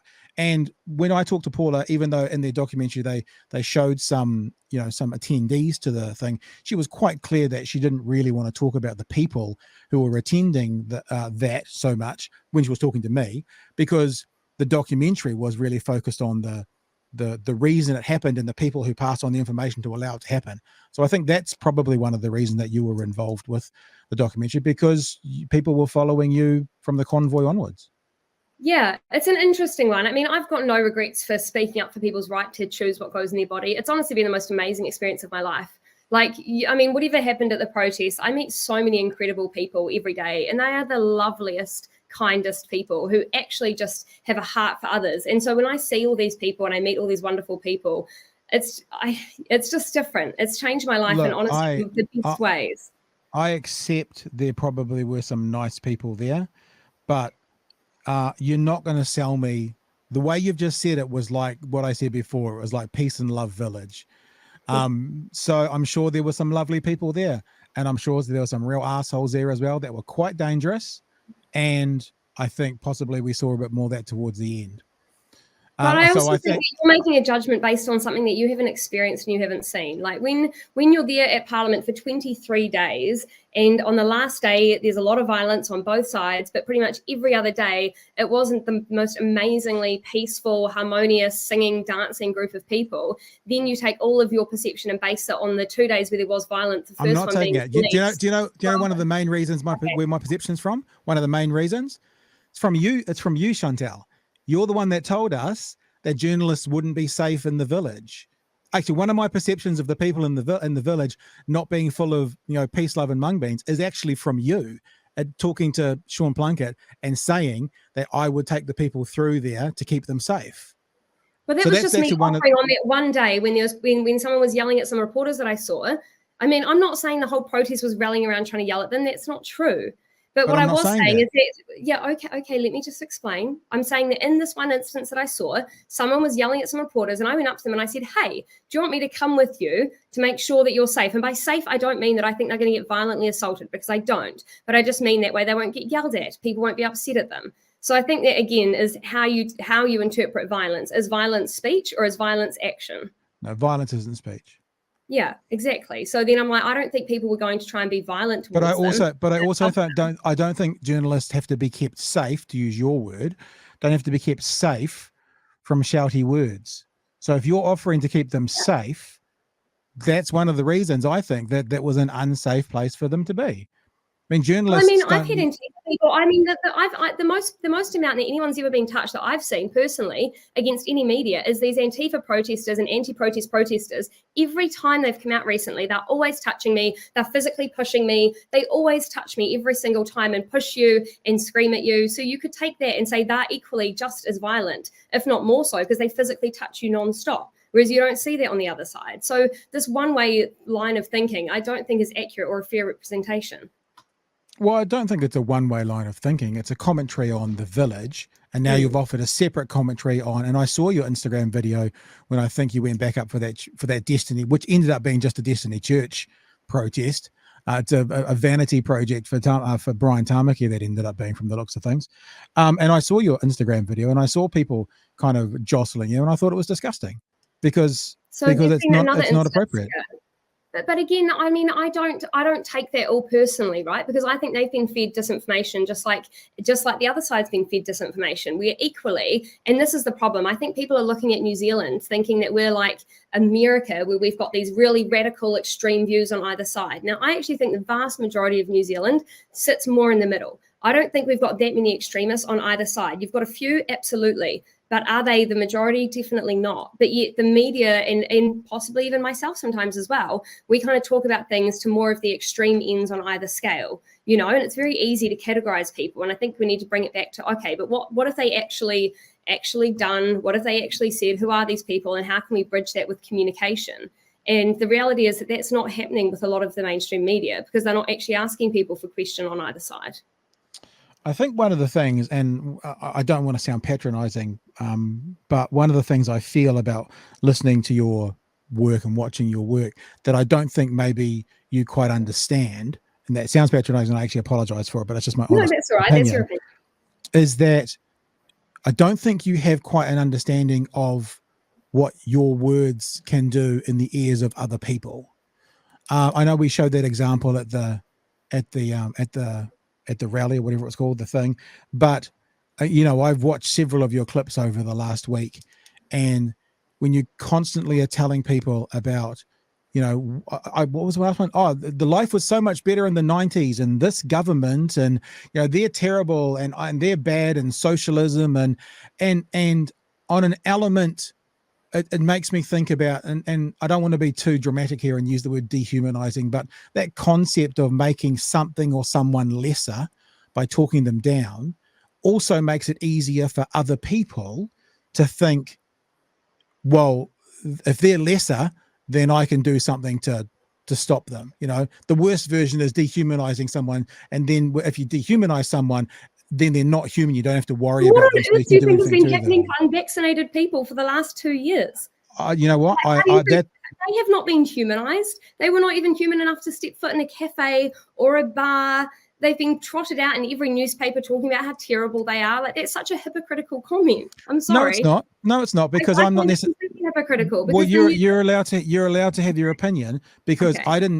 I'm not necessarily going to disagree with your point. But what you've just basically said again is saying, well, of course it's fine to do it to them because it's happening to the other ones. It can be happening to both of them, and it can be not okay to both of them. The difference is you have an element to play in happening to one side, and you're saying the media, whatever, society has an element to play on the other side. The people who are unvaccinated who are getting flack, I don't participate in that. I don't think it's okay, but they have a choice. The other side don't. Doing their jobs, getting on with life. I mean, like, what about people having to go into hiding with death threats, people turning up at their workplace, threatening them, based on various of the instigators doing videos, not necessarily you, but videos about them, doxing them, saying where they are. Byron Clark had someone turn up to his work the other day and walk in, one of those guys from Christchurch.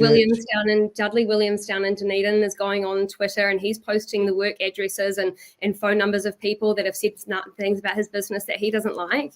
And he's a super pro-vaccinated person, and he's going and doxing people equally. I don't know who Dudley Williams is.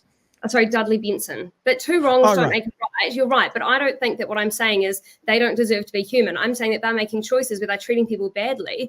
And I disagree with it. And I think it should go back to the old times. I'm saying that I think the government should listen to the people. I wouldn't say that that's saying that they're not human. But they are treating the unvaccinated like they're not good enough to be human. I'm not saying that Jacinda Ardern can't go out and buy lattes. Like, this is where I think that you're taking my language and interpreting it in a way that's much more extreme than what it's actually meant. Well, I wonder, and I could be wrong, but I wonder if you're not aware of how many people hear your language. I wonder. Because... possibly. I mean, I honestly, I just live in my house. I've got a nice life. I don't really go out on the street much and ask people what they think of me. Just because you mentioned about the government should go back to doing how did you say it? What they want, the people want them to do. Is that what you basically have said? I think it's been a systematic breakdown in recent times over the last 20 years, where they're introducing more and more legislation and more bureaucracy. But the reality is life hasn't actually gotten that much better. And I think that when you think back to the 80s, I mean, an average family could afford to easily pay their mortgage on a home and supply for their family, and the wife didn't need to work because the taxes weren't that bad. Whereas now we've added so much bureaucracy on it that life seems to be disintegrating. Now 2 well-off parents can barely survive with children and buy a house. And I just look at these things and I go, I think that there's been this breakdown, and that's what I think is sad, and that's what I think we need to build back up again. But it won't happen if people aren't allowed to challenge ideas and talk about them, and if they're just constantly demonized. This sounds a little bit facetious in my head, and I'm aware of that, so I'm just letting you know. But I don't get how pushing back against vaccines is going to help the housing market. Like, I don't see the causation and the effect and that kind of thing. Like, asking questions, great, let's ask questions. What does that got to do with anything to do with the GST rate at the moment on fresh fruit and veggies? Yeah, okay, so I'm not talking about vaccination moving into the future. Sure. I mean, it's obviously been a big topic at the moment, but we're looking into a lot of other topics moving forward. So I think that this has been one big focus, but there's many more that need to be discussed and need to be brought out. And that's what we will be looking at doing. It seems that some of the things you talk about are like social issues, like I mean, you know, around the protests, the mandates, that kind of thing as well, which are legal issues, but social. And then it seems that there's other things that you're critical of, which are to do more with legislative issues, you know, what's happening with housing, the government should be doing more, that sort of thing as well. One of these aspects, like, seems to me to be cut and dry, get rid of them at the next election, let the other guys fix it up, which they won't, by the way. There's no solution to the housing market. There never has been, there never will be. So there's no solution. But it seems like it's this other element. It feels like that it's a bit more, and you haven't used this word, but what many people would classify as like the social engineering issue. That seems to be more of an issue that people have with the Labour government. Because like that thing about housing and the thing about bureaucracy, whatever the fuck that means, and all that kind of stuff, that's like, yeah, vote him out, give the other guys a crack. But it seems that there's more anger, rhetoric, response, you know, pushback about the other stuff, the stuff that's more the social issue. Do you see it like that? Do you see those two things as being separate? And like, so you don't really think about the social engineering, so to speak, when you think about national, although they all pretty much signed up for things like same-sex marriage, but you do with Labour. You know what I mean? Yeah, I mean, I think of National under Chris Luxon, he just seems like quite a light and quite a weak leader to me. Yeah, so I don't know. I mean, I feel for National with him. And I voted National in the past. I haven't voted Labour in the past, but I voted National. But I think what we need is people need to be more educated on different topics, including myself. So what I want to do is go out and have more conversations and get more educated on a personal level, and then also put that forward to other people and have these conversations and go, how can we bring in panels of experts to talk about housing? And I used to work in property, and I worked in property investing for a long time. I know a lot of different developers, and what I saw with what the government would do, I just think, oh my God, why don't you just contract in these other major companies sitting outside of Fletcher's to just go build 400-500 houses in particular areas? I mean, these things can be done, but it's very hard for people to do it if they've never worked in this space before. And I think that's what we've kind of seen under Labour. I mean, poverty's gone up, homelessness has gone up, all these things that they campaigned on haven't worked. And I think that people are upset at Labour because promises were made, but everything was under-delivered. And that's the kind of thing that you go, so vote him out. Yeah. I mean, that's a very different thing to the pushback about things like, not to get caught up in it, because you're going to focus on other things in the future, but like vaccines and mandates and you know, transgender issues and all that kind of stuff. That's different. I mean, housing promises broken, vote them out. Easy. That's not a hard thing to push back. And you know what? If we're in a fascist or a socialist state, it would be a lot harder to get rid of them. But we're not. So we live in a democracy where that can actually happen. But I want to wrap up with one thing, because I am going to not push back, but just expand on a question I was trying to ask you then, but you kind of went in a different way. And I'm realizing it's something that I actually saw you talking about on Sky News, where it said you seemed to be clear that if a majority says it, then the government should do it. I'll play a little clip and see if I've got that right, if this does play for me. It's all paused in a funny place, but let's see what it says. Then we're seeing a real lack of follow through for any of her policies, and none of the media will bring it up. And what they do bring up is very, very minor when you consider the majority of the issues that we're facing. I mean, one big problem that I have seen is that we've got a real push towards gender ideology and towards allowing children from the age of 5 to choose their sex.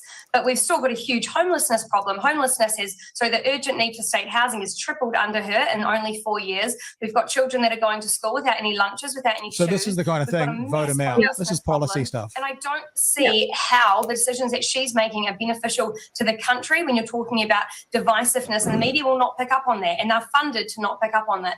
And it's such a shame, because I think actually if they did find their own identity, and if they were actually strong and courageous in presenting both sides of a narrative, then they wouldn't need government funding to stay alive, because as we've seen around the world, people are more than happy to pay and support media as long as they can see that it's honest and truthful. And unfortunately, that's not what we're getting here in New Zealand.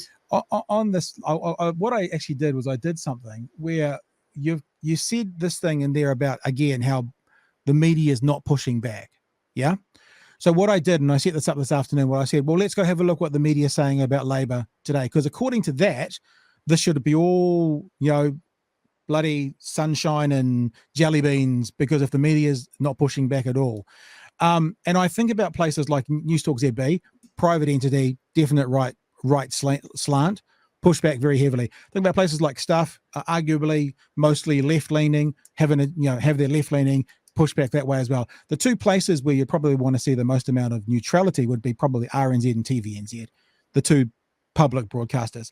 So all I did, I haven't curated this and set it up because according to what you've just said, the media does not push back. And I thought, well, what is the media saying today about Labour? Let's see if they've pushed back. And this is just set up before the show, you've got the Māori Party criticising the government there and being reported it. You've got a gang leader criticising Labour and the media reporting it. You've got Hipkins being embarrassed by the Northland balls up around COVID. You've got Trevor Mallard being criticised for trespassing Winston Peters. You've got Christopher Luxon here criticising National. You've got Christopher Luxon criticising Labour.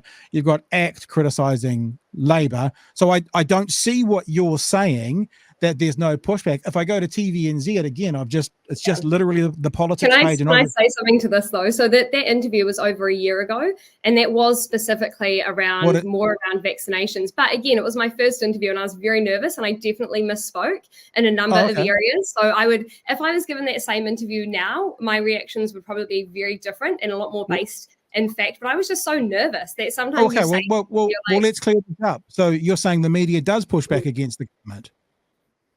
Yeah, I've never said maybe I have said that. To me, how I see it is I think that there are some people that put forward really good articles and really good work, but then I think that I've seen a large narrative shift where it's been very pro-government, and it seems that happened around the same time that the Public Interest Journalism Fund got upped, and then particularly with the Public Interest Journalism Fund pieces in specific.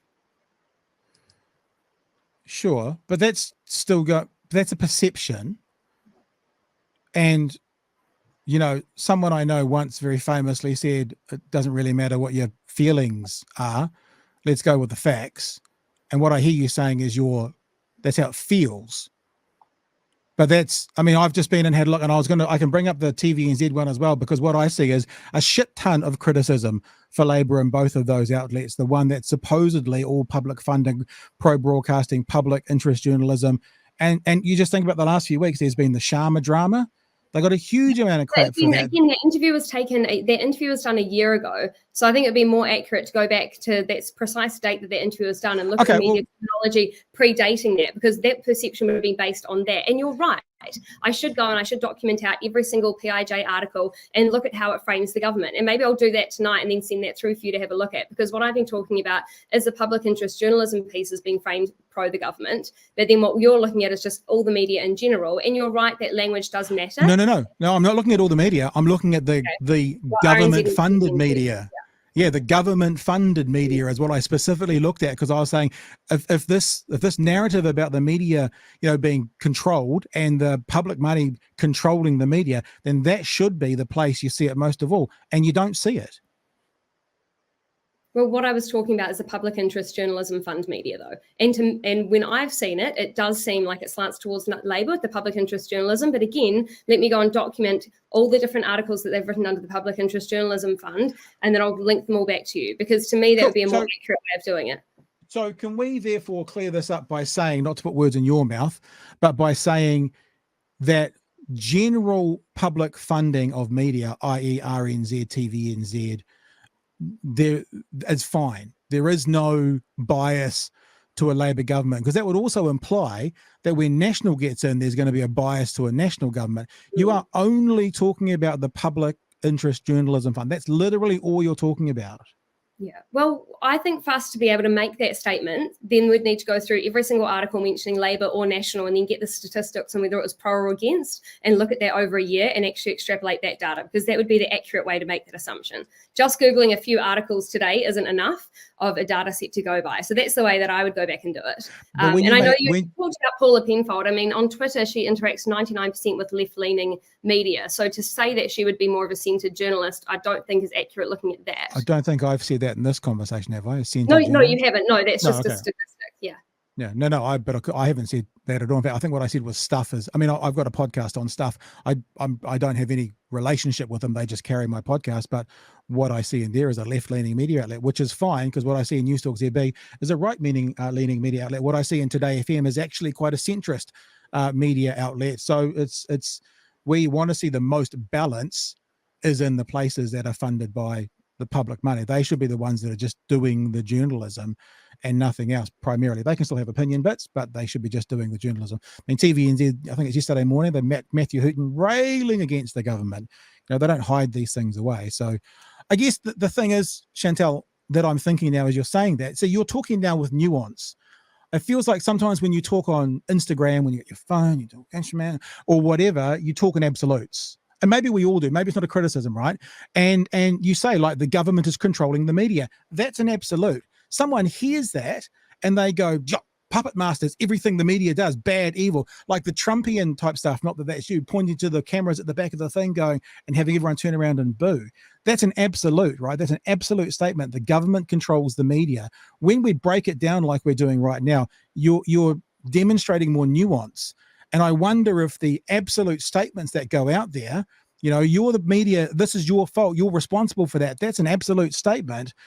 That can be taken very differently from the nuanced thing you just said there when you were specifically talking about public, and I'm not trying to be patronizing, but I feel like the absolutism that comes out, which is so good on social media, clickbaity type, headlining type stuff, not that you're necessarily doing clickbaity stuff, is the stuff that people grasp onto. And then it's like, people who say, I haven't read the article, but I saw the headline. People literally say that and they think they're informed as to what's going on.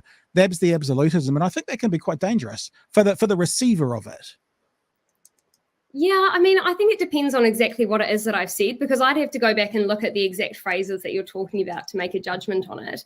I usually talk to people when I have conversations with them and say that I don't think every single journalist is bad. I don't agree with that. However, I have a lot of friends that went through the broadcasting school, and they did say that there is more of an extreme line of thought there, where this is vaccinations are completely great and anyone who disagrees with it is awful. And I had friends that posted up different stories and different videos that used to be in the broadcasting school, and they got absolutely brutalized by the people that are still in there, that are current journalists. So I've seen what has happened, and I think that the problem is, rather than coming to the table and having more open discussions with people about their perspectives and about the data, it has become a polarized conversation. And so they've got this absolute of all vaccines are good. Anyone who speaks about it is a horrible conspiracy theorist, anti-vaxxer. And on the other side, you've got media is bad, it's all inflamed. And what we need to do is have more conversations with both of them coming to the table. So that's what I want to do on the podcast, is have more of these conversations, because I know as someone who is passionate, I can say absolute sometimes. And it's something that the team have been working on with me and pulling me up on and being like, hey, we can't say absolutes, because the reality is, you're right, that people do get passionate when they hear something and they apply that to all media, and I should be more specific when I'm talking about different media entities and to what extent as well. So I appreciate that, because I do think you're right with that one, and it's something that I do need to work on. And it's very easy to get passionate and to care about people, and it does come from a place of, I have seen the media say such horrible things about so many people and not ask them for their side of the story or approach it in a balanced fashion. And so then I say the media, but what I should say is specific journalist names and specific entities. Sure, because if you say the media, that's me. Yeah, it's a blanket. Yeah, I mean, I could say it, but I'm talking about myself. So no, I completely appreciate that. Hey, to wrap up, can I give you an example? And this is actually not necessarily about you, but this is one that's going around, especially conservative Christian world at the moment. I'll give you an example, right? And my example is not necessarily even based on my opinion. It's just using logic and figuring out this whole "what is a woman" thing. Yeah. And I've heard you say that. So what is a woman? I'll tell you why that's an absolutist statement, and I'll tell you why I believe it to be a disingenuine, a dishonest actor kind of statement, right? And I'll explain it to you in its entirety. Okay. So if I say to you, what's a gay man? What would you say? A homosexual. Okay. Hasn't always been that, right? If I said to you in 1920, what's a gay man? What would you have said? I would have no idea. I don't know what they call people in the 1920s. Okay. Gay meant happy. right? And there was an appropriation of that word, and then it changed. So what happened literally, and I can't give you the dates, but there was a certain date where using the word gay only meant being happy, only, right? And then there was a period of time, and there was a certain date where being gay only meant homosexual. No one says a gay man now is a happy man. No one says it. It only has one meaning. There was a period in between where it had multiple meanings. There was a period in between where people said a gay man, that means a happy man. No, a gay man means a homosexual man. And the language changed to mean something completely different. And no matter what arguments... Now is an adult female human being. That's still the current definition of a woman.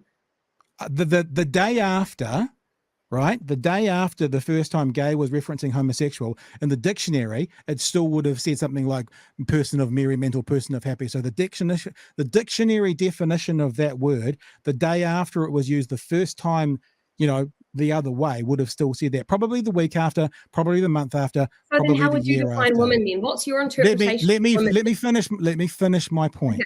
Okay. Where we are right now with many words is we are in that transitional period, right? Where some people use it to mean adult human female. Other people use it to mean how I identify. And until we get to the end of this journey, just like happened with the word gay, we as a society won't actually be able to agree with that. And we as a society won't actually know what it's going to be at the other end. It could end up being adult human female. When society gets to that point, it could mean something completely different. So why that's a disingenuous conversation right now is there is a dictionary definition currently for that, just like there was for the word gay. That dictionary's changed. Words get added, words get taken away, multiple reasons get turned off from it, right? That may happen. It may not happen, but we won't know until we get to the end of this period of history, whether that's in a year. But reality does matter. And the reality is a woman is a biological female, and that does matter because I accept that there's trans women, absolutely. But a trans woman is not a biological I'm not actually, woman. but I'm not talking about that. I'm talking about the language we're using. So woman, the word woman though is what you're talking about, because you said the story What is a Woman, which is that documentary where basically they went around and they Matt asked Walsh, Matt Walsh, and he went around and he asked different gender doctors and surgeons and all of that, what is a woman? A very simple question. He went and asked them that. They gave him various answers. People can watch it if they want, but the term woman, it does actually mean something. It does mean an adult human female, and it does mean a biological female. And the reason that does actually matter is because in women's prisons now, you're getting biological. I understand. I understand the arguments. Trust me, I'm in the weeds. I'm deep in the weeds. This is the thing. So to me, I'm like, why is it such a bad thing to be called a trans woman? Why do you want to be a woman, which is a biological woman? I'm not the person to have that conversation with, but because you brought it up. So No, I didn't bring that up. You asked a question about that a trans woman needs to answer, because I don't know why someone wants to be or not wants to be called anything. I don't know. What I'm telling you is the reason there's an impact on women though. Physically, there's an impact on biological women, because if as a whole group, as a whole society, we're saying if you think that you're a woman, you now are a woman. It's demeaning to women, because we're not just a thought process and we're not just a thing that wears a dress. And when I say a thing, I mean just this entity, right? Because you're not allowed to say whatever it is. So if you're just saying with some non-entity that wears a dress, it's actually quite insulting. And then B, there's a huge physical difference between biological men and biological women, and that does matter, because I've got friends. Do you agree that language changes? I think that language can change. Yes, okay. I do. So we are in a transitional period with lots of words, and for some reason, don't ask me to defend why, I don't know, but for some reason, the word woman is one of those words that at the moment society, because how we define our words is how society uses them. Society doesn't use the word gay anymore to mean happy. It doesn't get used. And now if you look in the dictionary, the word gay has the definition for happy and the definition for homosexual man. But at some stage, it didn't. It would have only said be happy. So we're talking about like a cultural shift. What I'm saying is that the reason it's a disingenuous conversation is if the question is, what's the dictionary definition of the word woman? That's very different from saying what is a woman, because for different people, they use that word in different way. If I went to America and I said, what does the word choice mean? They went, well, it means when you've got two things to pick from. And I'll go, no, New Zealand, it means great, because we say choice for great. And we'd have a debate on the different use of word. Why do you think people find it so hard to say what a woman is? It's such an easy question. Like, well, you could define it. If you just think a woman is a thought process, just say that. Like, because people use it in different ways. Okay, but what is a woman? Like, what is your definition of a woman then? Because I've given you mine. What's your definition? My answer is it depends who you're talking to and how they would use that word. But that's ridiculous to me, because women's sports isn't, women depending on who you're talking to. It's biological women. The same as with women's prisons. It's women. But what's happening in this current stage of transition is that starting to be sorted out. FINA has just decided that transgender women will not swim against cisgender biological women. So that's all being. So this is the journey. Society is figuring it out. The New Zealand Boxing Federation last week said there's going to be a transgender boxing league. So we're going through a process as a society and we're figuring it out, and we won't know what all these answers are going to be to a dictionary definition once we get to the end of the journey. And that's why like this is the whole point. This is the whole point though, isn't it? People have talked about it enough and raised their complaints and raised their issues that now things are starting to change and shift, and they're creating different spaces for different people, which is great. But that happens because people are talking about it.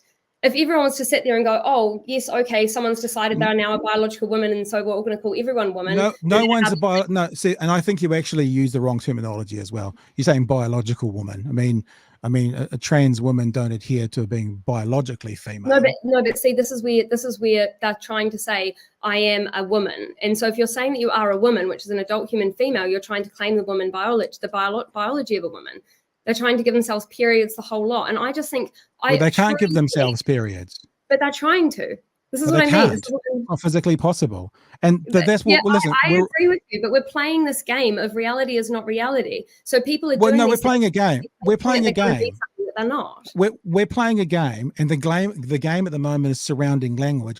And I'm sure you were very happy to hear that FINA stopped transgender women from swimming against biological women. Because that's something that I think that the perspective that you're coming from celebrates. And I'm sure you're happy that there's now going to be in New Zealand the transgender boxing league. So in other words, this is transitioning.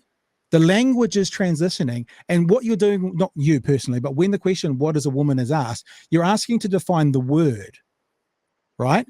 And the word is currently in flux. Now, make it clear, I'm not actually sitting here taking a position of good, bad, or indifferent. I'm just telling you what's happening. So why some people say it's hard to answer that question is because they're thinking of the language. Like, what if you said what is a female?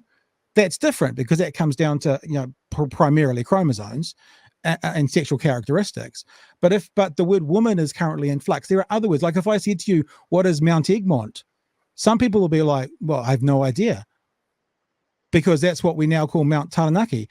And when that first happened, I remember it, 99.99% of people would have called that mountain Mount Egmont. Now, 99.99% of people call it Mount Taranaki. And eventually, probably when the last of the people calling it Mount Egmont died off, then everyone will call it Mount Taranaki. That question is about language. That's the problem. That's why it's disingenuous. And you're not going to get an answer until society has finished this general conversation and transition. Yeah. And that's what it comes down to. Yeah, I agree. But people need to be able to have that conversation and put forward their opinions. But it's disingenuous.